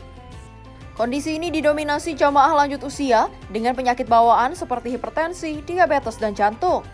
Dengan penyakit bawaan ini, para jamaah di Tanah Suci akan dihadapkan pada suhu panas ekstrim yang bisa melampaui 40 derajat Celcius. Selain itu, aktivitas padat yang menguras tenaga juga harus dilakukan para jamaah saat menjalani prosesi haji. Ya, ini karena kalau dari semua jamaah yang masuk di embarkasi kita sudah ada catatannya tentang sakit bawahnya apa dan usia. Jadi dalam hal itu dari jamaah juga akan didampingi oleh petugas haji. Kemudian di situ ada unsur dari dokter dan ini nanti jamaah ini dokter ini juga akan mengecek apa yang obat-obat yang harus diminum rutin oleh mereka dan sebagainya ini supaya nanti bapak ibu yang mempunyai memang penyakit bawaan itu tetap terkondisikan dengan baik di sana, karena kan memang ada satu hal yang perlu disiapkan oleh jamaah dan itu sudah kita sampaikan dari manasik yang ada, termasuk ketika jamaah ini mengkonsumsi obat yang memang itu rutin, itu harus jauh-jauh hari sudah diberitahu oleh tim kesehatan, kemudian dokter kloter supaya itu tetap terbawa, karena kan nanti hal-hal seperti itu obat itu di sana nanti juga untuk mencari mungkin obat yang sama juga sulit, sehingga jauh-jauh hari sudah kita antisipasi dan memberitahukan jamaah. Agar fisik tetap terjaga, calon jamaah haji ini diminta mulai melakukan latihan fisik ringan seperti berjalan kaki secara rutin untuk meningkatkan daya tahan tubuh. Selain itu, jamaah juga diminta terbuka terkait obat yang dikonsumsi setiap hari. Hal ini dilakukan agar mereka tidak terkendala saat pemeriksaan di imigrasi dan memudahkan petugas yang melakukan pendampingan. Semoga amal ibadah diterima dan menjadi makbul. Nanti selama di sana ada doa khusus yang pengen disampaikan juga sama ibadah. Doa seperti apa?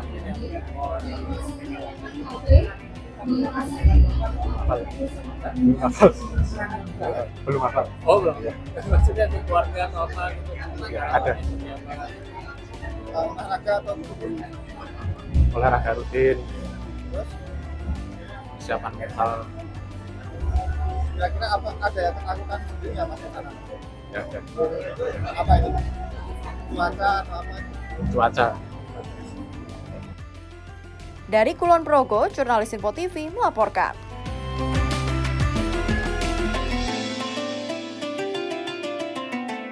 Pemirsa, program makan bergizi gratis meningkatkan pesanan buah di kios-kios kecil. Lonjakan permintaan membuat pedagang harus merekrut pegawai dan juga pekerja lepas.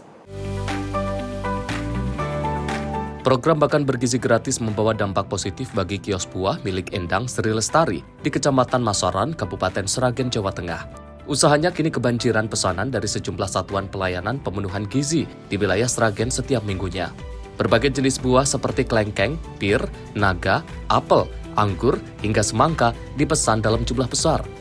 Dalam satu minggu, ada 3 SPPG yang rutin memesan dengan volume mulai dari puluhan hingga ratusan kilogram per jenis buah. Meningkatnya permintaan tersebut membuat Endang harus menambah tenaga kerja dengan merekrut karyawan tetap dan pekerja lepas. Ia berharap program MBG terus berjalan karena dinilai membantu meningkatkan pendapatan dan membuka lapangan kerja bagi pelaku usaha kecil. Dampaknya bagus, ekonominya juga lumayan mas naiknya, kita dapat presentasinya lumayan, dampaknya positif sekali. Saya bisa punya karyawan 2, kadang ada yang pocokan juga sampai 4-5 orang. Untuk Bapak Presiden Prabowo Subianto saya ucapkan terima kasih. Semenjak ada MBG, saya ikut terjun sebagai supplier buah. Terima kasih, semoga programnya selalu berlanjut. Tak hanya Endang, pelaku usaha lain seperti penjual buah di pasar tradisional juga merasakan dampak serupa dari program MBG. Salah satunya Surati, penjual nanas di Pasar Gede, Kota Solo, yang mendapat pesanan 2.000 nanas hingga 2.500 nanas. Lonjakan permintaan ini menjadi berkah tersendiri bagi pedagang kecil yang sebelumnya hanya mengandalkan pembeli harian. Tim redaksi Sinpo TV melaporkan. Kita lanjut informasi dari Menteri Sosial RI Syaifullah Yusuf yang meninjau Sekolah Rakyat Menengah Atas 26 Makassar pada 18 April 2026. Pemirsa Mensos menyampaikan bahwa program Sekolah Rakyat mulai menunjukkan hasil positif setelah berjalan lebih dari 9 bulan.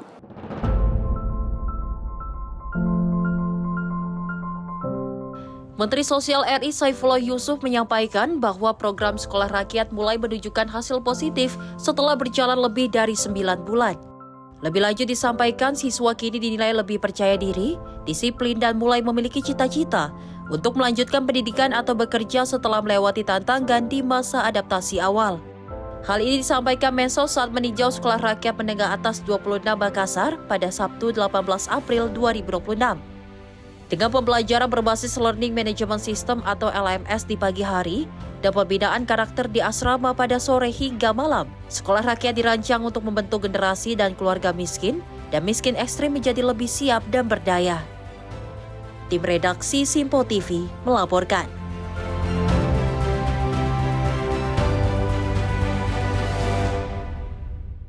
Pemirsa, seorang remaja yang dulu terpaksa bekerja di bengkel karena kondisi keluarga kini kembali bisa bersekolah. Ia mendapatkan kesempatan sekolah gratis melalui program Sekolah Rakyat dari pemerintah. Masa kecil Hendy Saputro diwarnai perjuangan berat setelah ia harus berhenti sekolah usai lulus sekolah dasar. Kondisi keluarga yang serba terbatas, ditambah ayah yang sakit stroke, membuatnya memilih bekerja di bengkel untuk membantu kebutuhan hidup sehari-hari. Hidupnya mulai berubah ketika ia diterima di Sekolah Rakyat terintegrasi 78 Sragen. Program ini membawanya kembali ke bangku sekolah dengan fasilitas lengkap dan biaya gratis sehingga ia bisa melanjutkan pendidikan yang sempat terhenti. Kini Hendy kembali bersekolah dengan semangat baru dan bercita-cita bekerja di Jepang. Ia berharap kesempatan dari program Sekolah Rakyat dapat mengantarkannya meraih masa depan yang lebih baik. Lulus SD saya mau lanjut ke SMP nggak bisa karena bapak saya sakit stroke, nggak bisa menafkahi. Banyak banget Pak, di sini lengkap semua. Dari tas dikasih, laptop dikasih, terus fasilitas untuk belajar semua dikasih. Gratis semua. Terima kasih kepada Bapak Presiden Prabowo karena telah memberikan program Sekolah Rakyat. Dengan sekolah ini saya semoga bisa menggapai cita-cita saya. Kisah Hendy menjadi bukti bahwa kesempatan kedua dalam pendidikan dapat mengubah masa depan seseorang. Dengan dukungan program Sekolah Rakyat, ia kini kembali memiliki harapan untuk meraih cita-citanya dan memperbaiki kondisi hidup keluarganya. Tim redaksi Sinpo TV melaporkan. Pemirsa, Komisi 10 DPR RI RDP bersama sejumlah rektor Universitas. Informasi selengkapnya usai jeda berikut ini. Tetaplah bersama kami.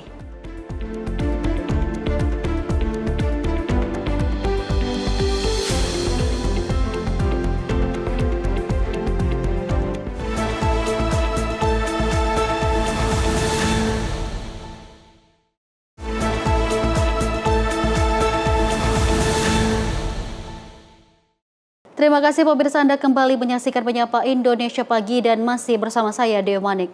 Pemirsa, Komisi 10 DPR menggelar rapat dengar pendapat dengan sejumlah rektor universitas di Kompleks Parlemen Senayan, Jakarta. Rapat ini beragendakan membahas penguatan pencegahan dan juga penanganan kekerasan seksual di ranah perguruan tinggi. Komisi 10 DPR menggelar rapat tertutup dengan sejumlah rektor universitas di Kompleks Parlemen Senayan, Jakarta. Rapat ini beragendakan membahas penguatan pencegahan dan penanganan kekerasan seksual di ranah perguruan tinggi, buntut kasus kekerasan seksual verbal yang terjadi di lingkungan Universitas Indonesia. Wakil Ketua Komisi 10 DPR Lalu Handrian menilai, perguruan tinggi seharusnya bebas dari segala bentuk kekerasan seksual fisik maupun verbal. Dirinya berharap hal serupa tidak terulang kembali. serta para pelaku kekerasan seksual dapat diberikan sanksi yang adil. Yaitu kami meminta kepada Mendikti untuk berkoordinasi bila perlu ketika kampus besar ini tidak melaksanakan Permendikbudristek 55 tahun 2024, tegur, beri sanksi. Karena apa? Karena kampus atau perguruan tinggi harus bebas dari segala bentuk kekerasan, baik kekerasan fisik, verbal maupun kekerasan seksual.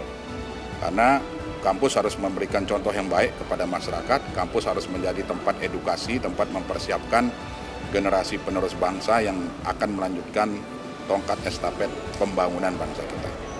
Dari Jakarta, Farizal Ahmad Amin, Simpo TV melaporkan. Komisi 9 DPR menggelar rapat dengar pendapat bersama Kepala BPOM Taruna Ikrar di Kompleks Parlemen Senayan, Jakarta. Rapat beragendakan membahas penguatan sistem pengawasan pre-market dan post-market terhadap obat, pangan olahan, kosmetik, dan suplemen kesehatan. Kepala BPOM Taruna Ikrar menghadiri rapat dengar pendapat bersama Komisi 9 DPR di Kompleks Parlemen Senayan, Jakarta pada Senin pagi. Rapat beragendakan membahas penguatan sistem pengawasan pre-market dan post-market terhadap obat, pangan olahan, komestik, dan suplemen kesehatan. Selain itu, rapat ini juga turut membahas terkait dukungan Badan Pengawasan Obat dan Makanan dengan Koperasi Merah Putih. Adapun Taruna mengatakan pihaknya sepakat dengan Komisi 9 DPR untuk menindaklanjuti dalam memastikan makan hingga obat-obatan dapat dijaga keamanannya. Hari ini kita rapat dengar pendapat dengan Komisi 9. At least ada 5 hal yang menjadi atensi dan sekaligus tambahan hal yang penting. Yang pertama yang berhubungan dukungan Badan POM yang berhubungan dengan Koperasi Merah Putih. Kita tahu di Koperasi Merah Putih itu nanti akan ada 80 ribuan koperasi seluruh Indonesia dan akan mengembangkan apa yang disebut dengan apotik. Selain apotik, juga storage call-nya ditambah dengan makanan-makanan yang akan dijual, tentu itu menjadi tanggung jawabnya Badan POM dalam hal pengawasan. Kami sepakat untuk menindaklanjuti apa yang menjadi kesepakatan kami dengan Komisi 9 bahwa kita akan memastikan makanan, apalagi obat-obatan yang akan sampai ke masyarakat harus dijaga kepastian keamanannya. Karena tentu itu bisa berdampak ke seluruh nasional kita. Dari Jakarta, Farizal Ahmad Amin, Simpo TV melaporkan. Pemirsa, Badan Pengawas Obat dan Makanan resmi memberikan persetujuan penggunaan vaksin campak produksi Bio Farma untuk kelompok dewasa yang berisiko terinfeksi. Kebijakan ini menjadi langkah penting dalam upaya menekan penyebaran campak, khususnya di kalangan tenaga kesehatan dan kelompok rentan. Dalam mengantisipasi resiko menularnya penyakit campak, Badan Pengawasan Obat dan Makanan resmi memberikan persetujuan penggunaan vaksin campak produksi Bio Farma untuk kelompok dewasa yang beresiko terinfeksi. Sebelumnya, vaksin campak hanya diwajibkan bagi anak-anak melalui program imunisasi nasional. Namun kini vaksin tersebut diperluas untuk orang dewasa sebagai antisipasi menularnya penyakit campak. Kalau vaksinasi campak, kita harus sadar juga begini. Case yang berhubungan dengan kejadian luar biasa yang menimpa orang yang dewasa, bahkan tenaga kesehatan, bahkan ada yang sudah meninggal, itu jumlahnya 2.220 kasus. Dengan tempat kejadian luar biasa sudah lebih dari 60. Nah, selama ini vaksin campak yang tersedia, baik yang dari Bio Farma maupun GSK maupun MSD, itu digunakan untuk anak. Nah, oleh karena itu, sementara mungkin virus ini bermutasi, kena juga orang dewasa. Oleh karena itu, maka khususnya kasus-kasus untuk dewasa bagi masyarakat yang punya resiko tinggi. Yang resiko tinggi itu apa? Tenaga kesehatan. Resiko tinggi mungkin orang tua. Resiko tinggi adalah orang yang dalam traveling, kemudian yang imunokompromis, atau yang mengalami gangguan metabolisme dan sebagainya. Ini mempengaruhi risikonya tinggi. Dari Jakarta, Farizal Ahmad Amin, Sinpo TV melaporkan. Pemirsa, Kepala BPOM Taruna Ikrar mengungkapkan bahwa pihaknya akan memperketat aturan terhadap obat-obatan tertentu seperti tramadol dan ketamin yang marak peredarannya di tengah masyarakat. Badan Pengawas Obat-obatan dan Makanan akan menggandeng pihak kepolisian untuk menindak peredaran obat tersebut. Badan Pengawasan Obat-obatan dan Makanan bersepakat akan menggandeng pihak kepolisian dalam menindak maraknya peredaran tramadol dan ketamin di tengah masyarakat. Pasalnya, dua obat tersebut kini banyak ditemukan serta disalahgunakan. Kepala BPOM Taruna Ikrar mengatakan, pihaknya juga akan memperketat aturan terhadap obat-obatan tertentu seperti tramadol dan ketamin. Dia dalam bentuk suntik kalau itu. Kalau yang dalam bentuk vape juga ada kita dapatkan, makanya kita atur bersama dengan kementerian terkait. Tapi kita pokoknya masukkan itu hubungannya dengan peraturan pemerintah nomor 28 dan itu kewenangannya Badan POM. Jadi kita tindak termasuk yang vape yang mengandung obat-obat tertentu. Nah, kemudian tramadol sekarang berkembang luar biasa. Obat-obat tertentu dia gabungkan dengan trihexyl, kemudian digunakan jadi dia kelihatan kayak ekstasi gitu, tidak capek-capek. Ini juga marak sekali. Saya kira Badan POM bersepakat akan turun dan kita akan gandeng kepolisian tentunya. Karena kenapa bukan BNN? Karena ini bukan narkotik. Jadi kita gandeng kepolisian karena tenaga PPNS kami kan terbatas jumlahnya. Dari Jakarta, Farizal Ahmad Amin, Sinpo TV melaporkan. Pemirsa, Badan Pengawasan Obat-obatan dan Makanan memastikan bahwa ketersediaan obat di Indonesia masih dalam kondisi aman untuk 6 bulan ke depan di tengah konflik Timur Tengah. Selain itu, BPOM juga mempersiapkan berbagai strategi agar tidak ada kenaikan harga obat-obatan sebagai bentuk antisipasi konflik yang berkepanjangan di Timur Tengah. Selama ini kita masih aman sampai sekitar hitungan kemarin dengan gabungan pengusaha farmasi bisa sampai 6 bulan ke depan masih aman. Ya, tapi kan kalau ini perang berlanjut terus akan berpengaruh. Nah, ada dua strategi yang Badan POM lakukan. Ketersediaan obat-obatan dipastikan dalam kondisi aman, khususnya di Indonesia, meski konflik Timur Tengah masih terus terjadi hingga saat ini. Hal tersebut diungkapkan langsung oleh Kepala BPOM, Taruna Ikrar, usai menghadiri rapat bersama Komisi 9 DPR di Kompleks Parlemen Senayan, Jakarta. Taruna mengatakan pihaknya juga menyiapkan sejumlah strategi agar tidak adanya kenaikan harga obat-obatan imbas konflik Timur Tengah. Dirinya menilai situasi geopolitik yang terjadi bisa berdampak terhadap ketersediaan dan harga obat-obatan. Selama ini kita masih aman sampai sekitar hitungan kemarin dengan gabungan pengusaha farmasi bisa sampai 6 bulan ke depan masih aman. Ya, tapi kan kalau ini perang berlanjut terus akan berpengaruh. Nah, ada dua strategi yang Badan POM lakukan. Yang pertama, yang berhubungan dengan kemasan, Badan POM akan membuat aturan baru yang dulunya misalnya, kan semua kemasan itu biasanya sebelum ganti kemasan harus ada aturan di mana dia lakukan uji standarisasi, uji stabilitas kemasan dan sebagainya. Nah, sekarang kita akan buatkan mungkin keputusan, mungkin dia bisa mengganti kemasannya, industri-industri ini sesuai, yang penting kepastian aman, kestabilan itu tetap terjamin. Contohnya misalnya, apakah plastik bisa dirubah menjadi kemasannya botol, atau bisa diganti dari dulunya split, dibuat menjadi kemasannya kertas atau karton. Nah, aturan ini kalau kita tidak rubah itu akan mempengaruhi harga obat karena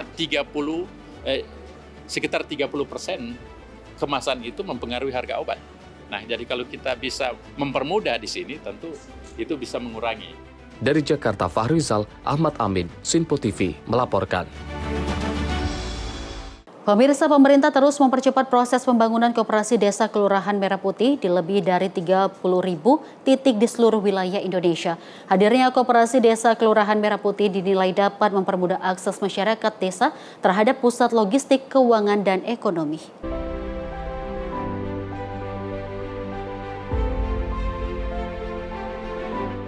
Pemerintah terus mempercepat proses pembangunan koperasi desa Kelurahan Merah Putih sebagai bagian dari penguatan ekonomi berbasis desa. Hingga kini pemerintah telah mengidentifikasi 35.408 lokasi yang memenuhi standar luas lahan 1.000 meter. Sementara 25.625 titik diantaranya telah dimulai pembangunan. Sedangkan 5.714 sudah siap terbangun. Menko Bidang Pangan Zulkifli Hasan mengatakan, ketersediaan dan kepemilikan lahan menjadi tantangan dalam membangun koperasi desa Kelurahan Merah Putih. Nah, kedua ya saya sampaikan di sini, yang 1.000 meter yang sesuai standar sudah ada 35.408 titik. Ya. Dalam proses pembangunan 25.625 titik, yang sudah selesai 5.714 titik. Lahan yang lainnya terus kami garap. Nah, nanti akan disesuaikan itu periode berikutnya, karena di kota-kota itu tanahnya mahal, ya ada yang tanahnya punya kota daerah, ada yang punya instansi lain, ada berbagai macam kepemilikan, dan ada juga luasnya tidak sesuai dengan yang kita harapkan, yaitu 1.000. Ini kami data terus sehingga nanti bagian kedua bisa kita selesaikan. Selain pembangunan lahan, pemerintah saat ini tengah mempersiapkan peraturan terkait tata kelola koperasi desa Kelurahan Merah Putih yang akan diatur dalam instruksi Presiden. Pemerintah menargetkan 30.000 koperasi desa Kelurahan Merah Putih akan beroperasi tahun ini, sehingga mempermudah akses masyarakat desa terhadap pusat logistik, keuangan, dan ekonomi. Dari Jakarta, Sri Dewi Andayani, Dio Malau, Simpo TV melaporkan. Pembangunan kembali jembatan penghubung Klaten Yogyakarta yang sempat hanyut mulai dilakukan dan disambut antusias warga sekitar. Kehadiran proyek ini diharapkan dapat memulihkan akses penting bagi aktivitas masyarakat di dua wilayah tersebut. Aktivitas pembangunan infrastruktur kembali berlangsung di wilayah perbatasan Klaten, Jawa Tengah.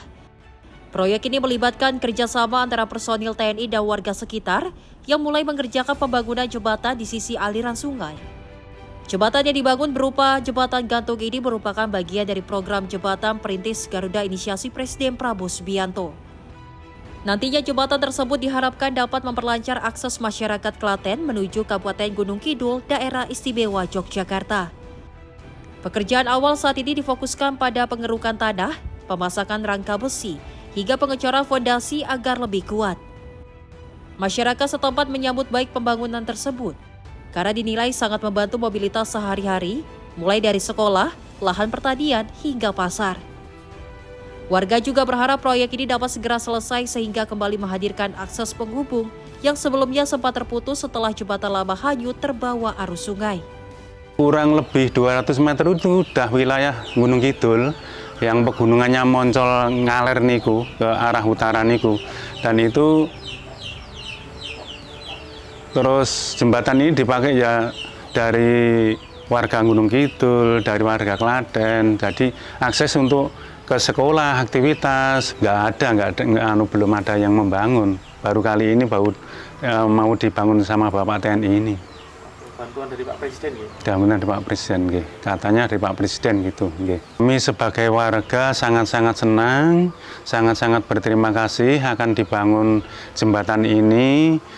Mudah-mudahan dari Bapak atau dari beliau-beliau diberikan imbalan yang sepantasnya oleh Allah Subhanahu wa Ta'ala, dan nantinya akses jalan atau jembatan ini bisa dilalui warga sebagaimana mestinya. Tim redaksi Simpo TV melaporkan. Pemirsa, pemerintah menanggapi naiknya harga gas LPG di tengah masyarakat saat ini imbas kondisi perang di Timur Tengah. Pemberlakuan kenaikan harga gas LPG hanya terjadi pada kategori non-subsidi. Menteri Energi dan Sumber Daya Mineral Bahlil Lahadalia mengungkapkan kenaikan harga gas LPG tidak berlaku pada kategori subsidi 3 kg. Menurutnya kategori ini tidak naik usai stok yang dimiliki di atas standar minimum nasional. Kata Bahlil, pemerintah justru menjamin kenaikan harga tidak terjadi pada kategori subsidi di seluruh lini sektor energi.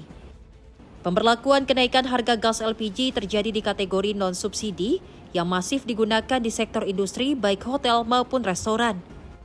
Pemerintah tidak mengatur harga gas LPG non-subsidi karena menyesuaikan dengan harga pasar global saat ini. Teman-teman media, teman-teman tahu bahwa dalam konteks LPG itu ada dua jenis LPG. Ada jenis LPG yang 3 kg dan ada LPG yang di atas 5 kg. Itulah yang membedakan antara LPG yang disubsidi dan LPG yang tidak disubsidi. Untuk 3 kg itulah LPG yang disubsidi. Sementara yang di atas 3 kg itu adalah LPG yang tidak disubsidi. Nah, khusus untuk LPG yang disubsidi, stok kita di atas standar minimum nasional dan harganya tidak ada kenaikan. Flat, sama dengan harga bensin RON 90 dan harga solar CN48. Nah, kenapa harganya naik? Saya katakan bahwa kita mengatur harga yang pemerintah bisa menjamin untuk harganya nggak naik itu adalah yang bersubsidi. Sementara yang tidak bersubsidi itu dipakai oleh industri, restoran, hotel. Jadi itu memang tidak kita atur harganya, dia menyesuaikan dengan harga pasar. Begitu bos. Tapi kalau dibilang harganya langka, saya pikir laporan dari kami standar minimum di atas 10 hari kok, di atas standar minimum nasional. Aman. Dari Jakarta, Max Munte, Azizul Hakim, Simpo TV melaporkan. Kita lanjut informasi, pemerintah terus mendorong peningkatan kualitas sumber daya manusia melalui program pemenuhan gizi dan kerjasama internasional. Pemirsa, langkah ini diperkuat dengan kerjasama bersama UNICEF yang dituangkan dalam dokumen program kerjasama 2026 hingga 2030.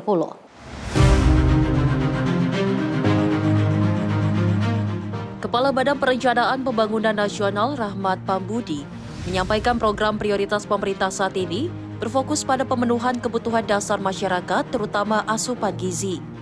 Hal ini disampaikan dirinya dalam sambutan program kerjasama pemerintah dengan UNICEF di kantor Bappenas Jakarta pada Senin 20 April 2026. Rahmat menyebutkan hal ini dinilai menjadi langkah awal dalam membangun sumber daya manusia yang berkualitas. Menurutnya, peningkatan kualitas hidup masyarakat menjadi kunci dalam mewujudkan generasi Indonesia yang sejahtera, adaptif, dan berdaya saing. Lebih lanjut, Rahmat berharap kerjasama dengan UNICEF dapat memperkuat sinergi pemerintah dan mitra internasional dalam mendukung pembangunan manusia Indonesia ke depannya. Pertama-tama yang dilakukan oleh Bapak Presiden, program yang paling mendasar. Program paling mendasar itu adalah memberi makan. Memberi makan dalam arti yang sesungguhnya, makanan fisik, asupan gizi. Karena itu tadi yang disampaikan Bapak Gubernur dari dua perwakilan gubernur dari NTT, Bapak Opak Melki, kemudian Pak Emmanuel Melkiades Lakalina dan Pak Hendrik Lawilita, perwakilan gubernur dan 13 gubernur yang lain. Tidak berarti bahwa gubernur dan warga yang lain kita lalaikan, tetapi 13 tadi mewakili dan 2 tadi menunjukkan perhatian yang besar kepada strategi Indonesia di dalam rangka pembangunan. Izinkan saya menyampaikan pembangunan apa? Pembangunan meningkatkan kualitas hidup. Kualitas hidup bagaimana? Terciptanya manusia Indonesia yang sejahtera, adaptif, berakhlak mulia, berbudaya maju, unggul, dan berdaya saing. Dari Jakarta, Jihan Nabila, Roda Bayu, Simpo TV melaporkan. Pemirsa, hujan deras yang melanda Kabupaten Bogor menyebabkan banjir bandang sehingga menutup kawasan pemukiman di Cigudeg, Kabupaten Bogor, Jawa Barat. Wakil Bupati Bogor Ade Ruhandi langsung turun ke lokasi menyambangi sejumlah korban banjir bandang untuk memastikan penanganan terhadap warga terdampak berjalan optimal.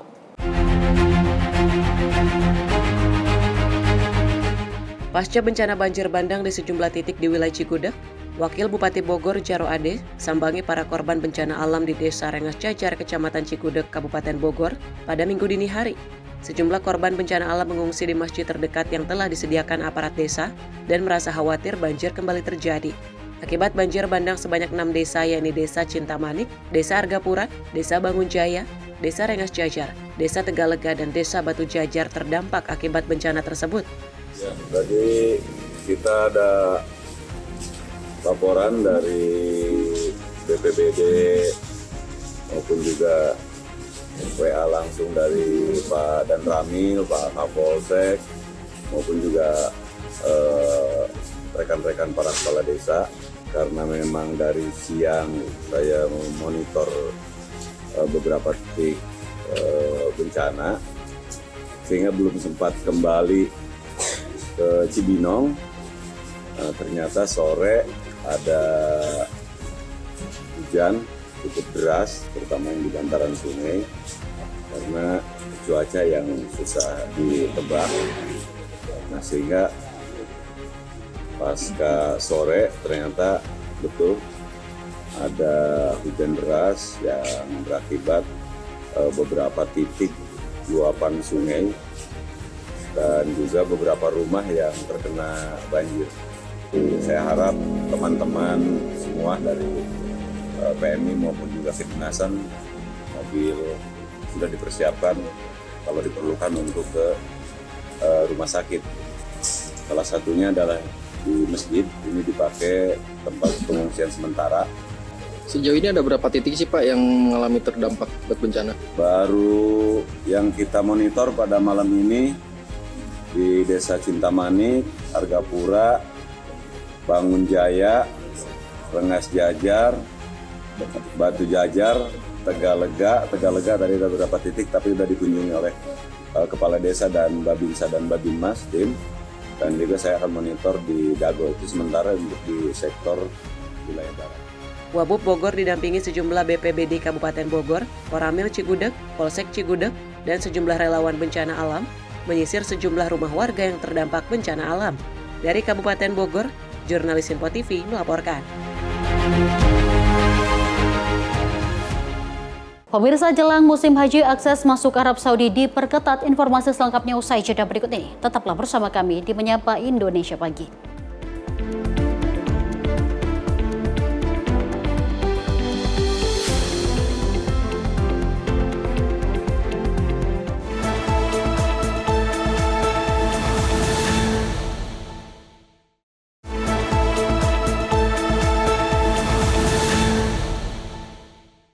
Anda kembali menyaksikan Menyapa Indonesia Pagi. Pemirsa, memasuki musim haji 2026, pemerintah Kerajaan Arab Saudi memperketat akses masuk semua orang ke Tanah Suci.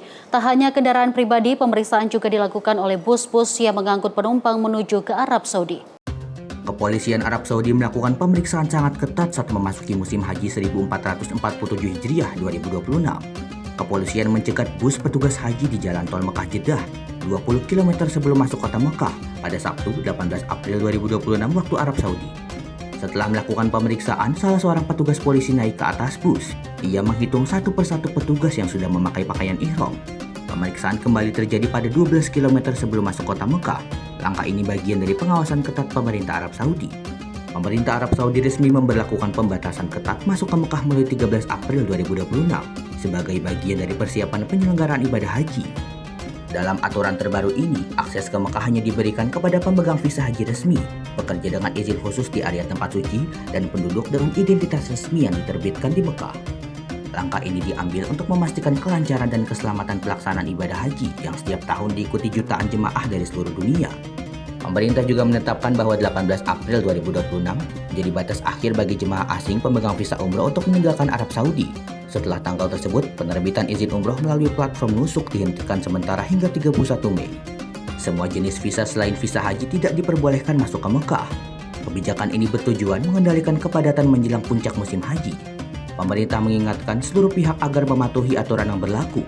Pelanggaran terhadap kebijakan ini dapat berujung pada sanksi tegas, termasuk denda dan tindakan hukum lainnya. Kebijakan pengetatan ini menjadi bagian dari upaya Arab Saudi menjaga keamanan, ketertiban, serta kelancaran ibadah haji yang merupakan salah satu rukun Islam dan menjadi perhatian dunia setiap tahunnya. Dari Mekah Al-Mukarramah, Ferdi Setiawan, Sinpo TV melaporkan. Pemirsa, ribuan warga di Pakistan menggelar aksi untuk memperingati 40 hari wafatnya pemimpin tertinggi Iran Ali Khamenei. Aksi ini menjadi simbol solidaritas di tengah memanasnya konflik di kawasan pasca serangan Amerika Serikat dan Israel terhadap Iran.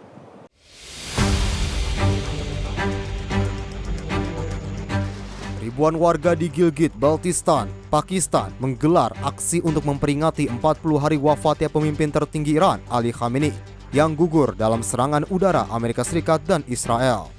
Rekaman video pada Minggu 19 April 2026 menunjukkan massa berkumpul sambil mengibarkan bendera Pakistan dan Iran serta membawa atribut Hizbullah. Mereka juga mengangkat foto mendiang Ali Khamenei, penerusnya Mojtaba Khamenei, serta mantan Presiden Iran Ebrahim Raisi. Koordinator aksi Ali Abbasah menyebut peserta datang dari berbagai desa dan lintas kelompok untuk memberikan penghormatan. Ia menilai Iran menunjukkan sikap matang dalam menghadapi konflik serta memiliki peran penting di kawasan. Hingga kini, pihak Iran belum mengumumkan secara resmi waktu dan lokasi pemakaman Ali Khamenei. Sementara itu, upaya diplomatik melalui gencatan senjata dan perundingan masih belum menghasilkan kesepakatan final. Tim redaksi Sinpo TV melaporkan. Pemirsa, pemerintah Iran resmi membuka kembali Selat Hormuz sebagai jalur pelayaran internasional di tengah meredanya ketegangan di Timur Tengah. Langkah ini menjadi sinyal positif bagi stabilitas pasokan energi global, termasuk Indonesia. Fokus ke sini, coba kita lihat bagaimana sekarang. Dan sebenarnya kapal ini belum bisa bergerak ya, walaupun sudah terbuka katanya Selat Hormuz. Dan ya, itu dia, Gams Nurul, gede banget kapalnya.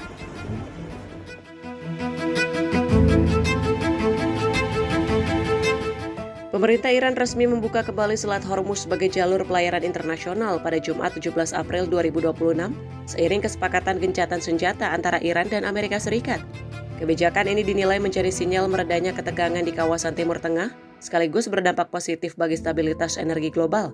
Juru bicara Kementerian Energi dan Sumber Daya Mineral Dwi Anggia menyebut, keputusan tersebut turut memberikan dampak bagi ketahanan energi Indonesia. Ia menegaskan pembukaan jalur tersebut memberikan kepastian distribusi energi yang sebelumnya sempat terganggu akibat dinamika geopolitik. Terkait dua kapal milik Pertamina, yakni Pertamina Pride dan Gamsunoro yang sebelumnya tertahan di kawasan tersebut, Kementerian SDM terus berupaya dan berkoordinasi agar keduanya dapat segera melintas. Pemerintah Indonesia sebelumnya telah menyiapkan berbagai langkah antisipasi untuk menjaga pasokan energi nasional selama masa ketidakpastian, termasuk pemanfaatan sumber daya dalam negeri. Dengan dibukanya kembali Selat Hormuz, tekanan terhadap rantai pasok global mulai mereda dan distribusi energi diharapkan kembali normal secara bertahap.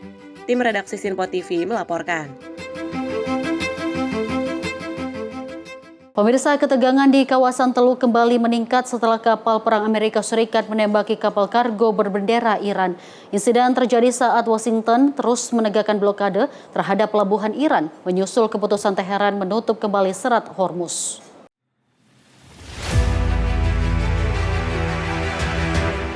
Rekaman video yang dirilis Komando Pusat Militer Amerika Serikat menunjukkan detik-detik kapal perang USS Perwans melepaskan tembakan ke arah kapal kargo berbendera Iran.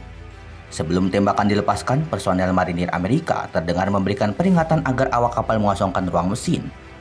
Kapal perang terlihat menembakkan sejumlah proyektil setelah peringatan berulang selama 6 jam tidak diindahkan.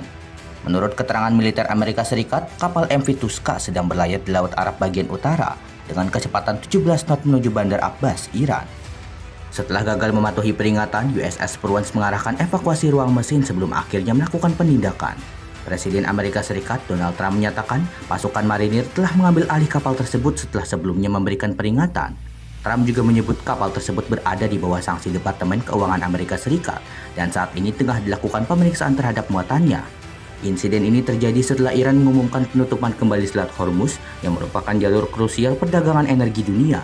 Sementara itu, upaya diplomatik masih berlangsung dengan Pakistan bersiap menjadi tuan rumah putaran kedua perundingan damai antara Amerika Serikat dan Iran. Namun kedua pihak masih saling menuduh pelanggaran kesepakatan gencatan senjata di tengah konflik yang terus meluas di kawasan. Tim redaksi Sinpo TV melaporkan. Kita lanjut informasi dari Angkatan Laut Amerika Serikat yang menyita sebuah kapal kargo berbendera Iran yang diduga mencoba menembus blokade laut di Selat Hormuz. Pihak Iran menyebut tindakan tersebut sebagai pelanggaran dan dianggap sebagai tindakan provokatif.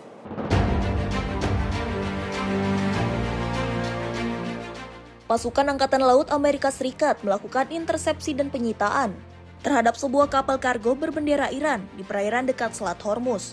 Dalam sebuah operasi militer yang berlangsung di wilayah strategis tersebut. Kapal tersebut dilaporkan mencoba melewati blokade maritim yang diberlakukan oleh Amerika Serikat terhadap pelabuhan Iran meski telah diberikan peringatan oleh otoritas militer setempat. Setelah mengabaikan peringatan, kapal itu akhirnya dilumpuhkan dan dikuasai oleh pasukan marinir Amerika Serikat. Dalam operasi yang dilaporkan berlangsung cepat dan terkendali.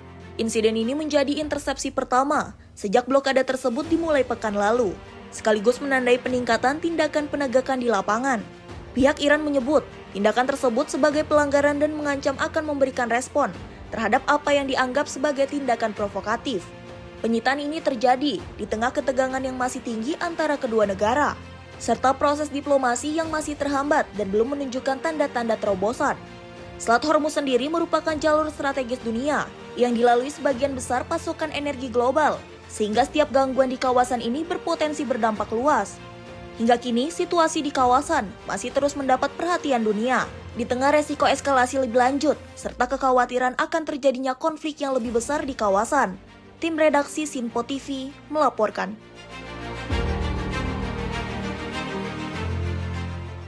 Pemirsa, Iran menegaskan tidak akan menyerahkan uranium diperkaya kepada Amerika Serikat di tengah kebuntuan negosiasi nuklir antara kedua negara.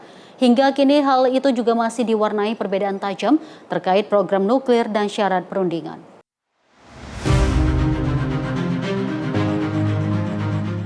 Pemerintah Iran melalui Wakil Menteri Luar Negeri Said Khatibzadeh menyatakan negaranya tidak akan menyerahkan uranium yang telah diperkaya kepada Amerika Serikat. Iran juga menegaskan tidak akan melanjutkan perundingan langsung dengan pihak Amerika karena dinilai masih mempertahankan posisi maksimalis. Sebelumnya, Presiden Amerika Serikat Donald Trump juga menyatakan keinginannya untuk mengambil seluruh uranium diperkaya Iran yang disebut terkubur di lokasi nuklir. Uranium tersebut diperkirakan mencapai ratusan kilogram dan berada di fasilitas yang juga sebelumnya terdampak serangan militer. Pernyataan dari kedua pihak ini menunjukkan masih tajamnya perbedaan dalam isu program nuklir Iran. We are defending. This was not our choice. This war was not our choice. It was unnecessary, unprovoked war of aggression started by Americans and Israelis in the middle of negotiation. And while they were just, conspiring behind the scene that, the negotiations work well and they were promising that there have been good and significant progress, then they started surprise assassinations. They assassinated the head of state. Martyred standing our leader in his office and off-duty commanders, not in situation room, not in front line, but also in their offices. So this shows to what extent we have to be very careful and being ready for any scenario. Upaya diplomasi masih mengalami kebuntuan dan juga ketegangan antara kedua negara dan belum menunjukkan tanda mereda. Tim redaksi Sinpo TV melaporkan.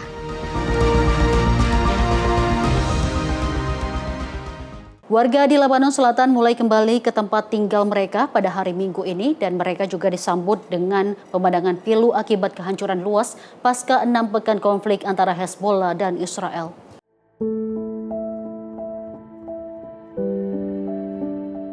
Setelah 6 pekan terjadi perang hebat, kota-kota di wilayah selatan Lebanon kini mulai didatangi kembali oleh para pengungsi. Namun harapan untuk kembali hidup normal harus sirna saat mereka tiba di lokasi. Pemandangan menyedihkan terlihat di sepanjang jalan, di mana bangunan rumah dan toko-toko telah rata dengan tanah. Banyak warga yang tidak menyangka akan melihat tingkat kerusakan yang begitu parah terhadap tempat tinggal mereka. Meski dihadapkan pada situasi sulit, warga setempat tetap menunjukkan ketangguhan mereka. Mereka menegaskan tidak akan meninggalkan tanah kelahiran meski harus memulai semuanya dari nol. Hingga saat ini, proses pemulihan wilayah tersebut masih menjadi tantangan besar bagi masyarakat yang terdampak. Tim redaksi Sinpo TV melaporkan.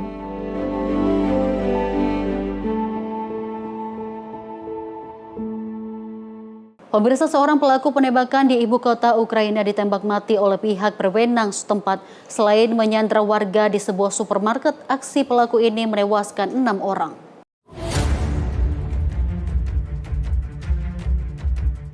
Seorang pria bersenjata melancarkan aksi penembakan di kota Kiev, Ukraina, yang menyebabkan sedikitnya 6 orang tewas serta memicu kepanikan di kawasan perkotaan. Setelah aksi tersebut, pelaku dilaporkan menyandra sejumlah orang dan membarikade diri di dalam sebuah supermarket dengan situasi yang sempat menegangkan. Aparat kepolisian segera melakukan operasi penanganan untuk mengamankan situasi dan menyelamatkan para sandera dengan mengerahkan personil dan peralatan khusus. Dalam operasi tersebut, pelaku akhirnya ditembak mati setelah menimbulkan ancaman serius dan menolak untuk menyerah kepada petugas. Presiden Ukraina Volodymyr Zelensky turut menyampaikan pernyataan terkait insiden mematikan ini, serta menegaskan pentingnya penegakan keamanan. Hingga kini pihak berwenang masih melakukan penyelidikan untuk mengungkap motif di balik aksi penembakan tersebut, termasuk menelusuri latar belakang pelaku insiden ini menjadi perhatian dan mengguncang keamanan di ibu kota Ukraina, serta menimbulkan kekhawatiran publik terhadap keamanan di ruang publik. Tim redaksi Sinpo TV melaporkan. Pemirsa, kebakaran besar melanda sebuah desa pesisir di Sabah, Malaysia yang menghanguskan sekitar 1.000 rumah dan memaksa ribuan warga mengungsi. Kebakaran ini menyisakan kerusakan luas di kawasan permukiman padat tersebut.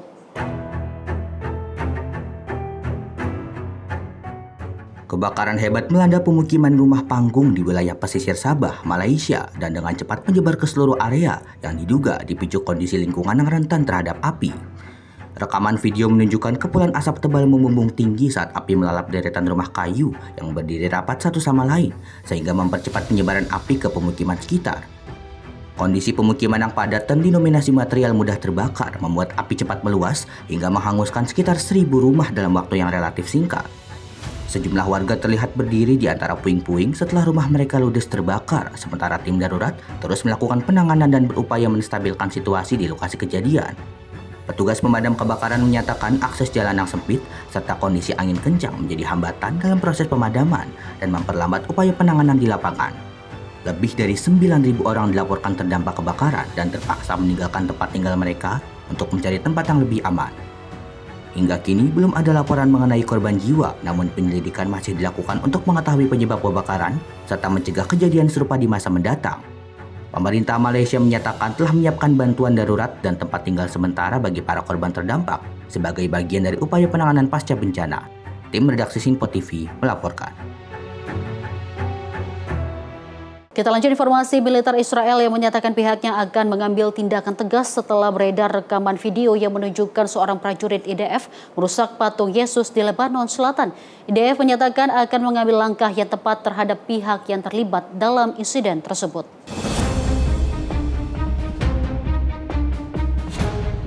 Militer Israel atau IDF mengonfirmasi keaslian sebuah rekaman yang menunjukkan seorang prajurit merusak patung Yesus Kristus di wilayah Lebanon Selatan dalam insiden yang langsung menarik perhatian publik. Rekaman tersebut sebelumnya viral di media sosial dan menimbulkan reaksi luas di kalangan publik internasional, terutama terkait isu sensitivitas agama.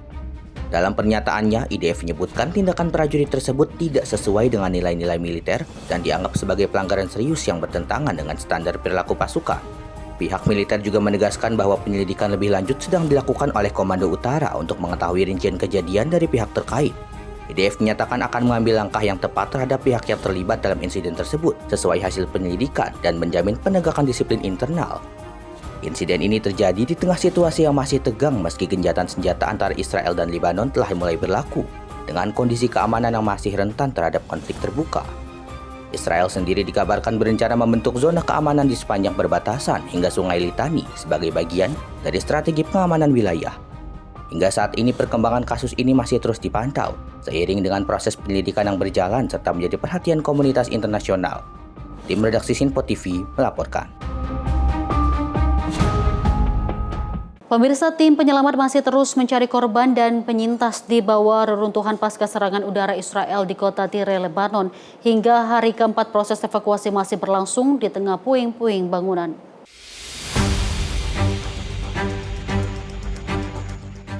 Memasuki hari keempat pasca serangan udara Israel, tim penyelamat terus melakukan pencarian korban dan penyintas di kota Tyre, Lebanon. Rekaman video pada Minggu 19 April 2026 menunjukkan alat berat membersihkan puing-puing, sementara petugas menyisir lokasi untuk mencari korban yang masih tertimbun. Petugas medis Abbas Awad menyebutkan hingga saat ini 6 orang masih dinyatakan hilang, dengan total 18 orang tewas dan 64 lainnya terluka. Ia menegaskan proses evakuasi akan terus dilakukan demi warga meski membutuhkan waktu yang lama. Sebelumnya, media lokal melaporkan sejumlah serangan udara menghantam Tyre sesaat sebelum gencatan senjata diberlakukan. Kementerian Kesehatan Lebanon mencatat, sejak konflik dimulai pada 2 Maret 2026, total korban jiwa mencapai 2.294 orang, dengan 7.544 lainnya terluka. Militer Israel menyatakan telah menargetkan lebih dari 380 posisi Hizbullah di Lebanon Selatan. Sebelumnya, warga di Tyre dan sekitarnya juga telah diminta mengungsi ke utara Sungai Zahrani. Sementara itu, Presiden Amerika Serikat Donald Trump mengumumkan kesepakatan gencatan senjata selama 10 hari antara Israel dan Lebanon yang mulai berlaku pada Jumat 17 April 2026. Tim redaksi Simpo TV melaporkan.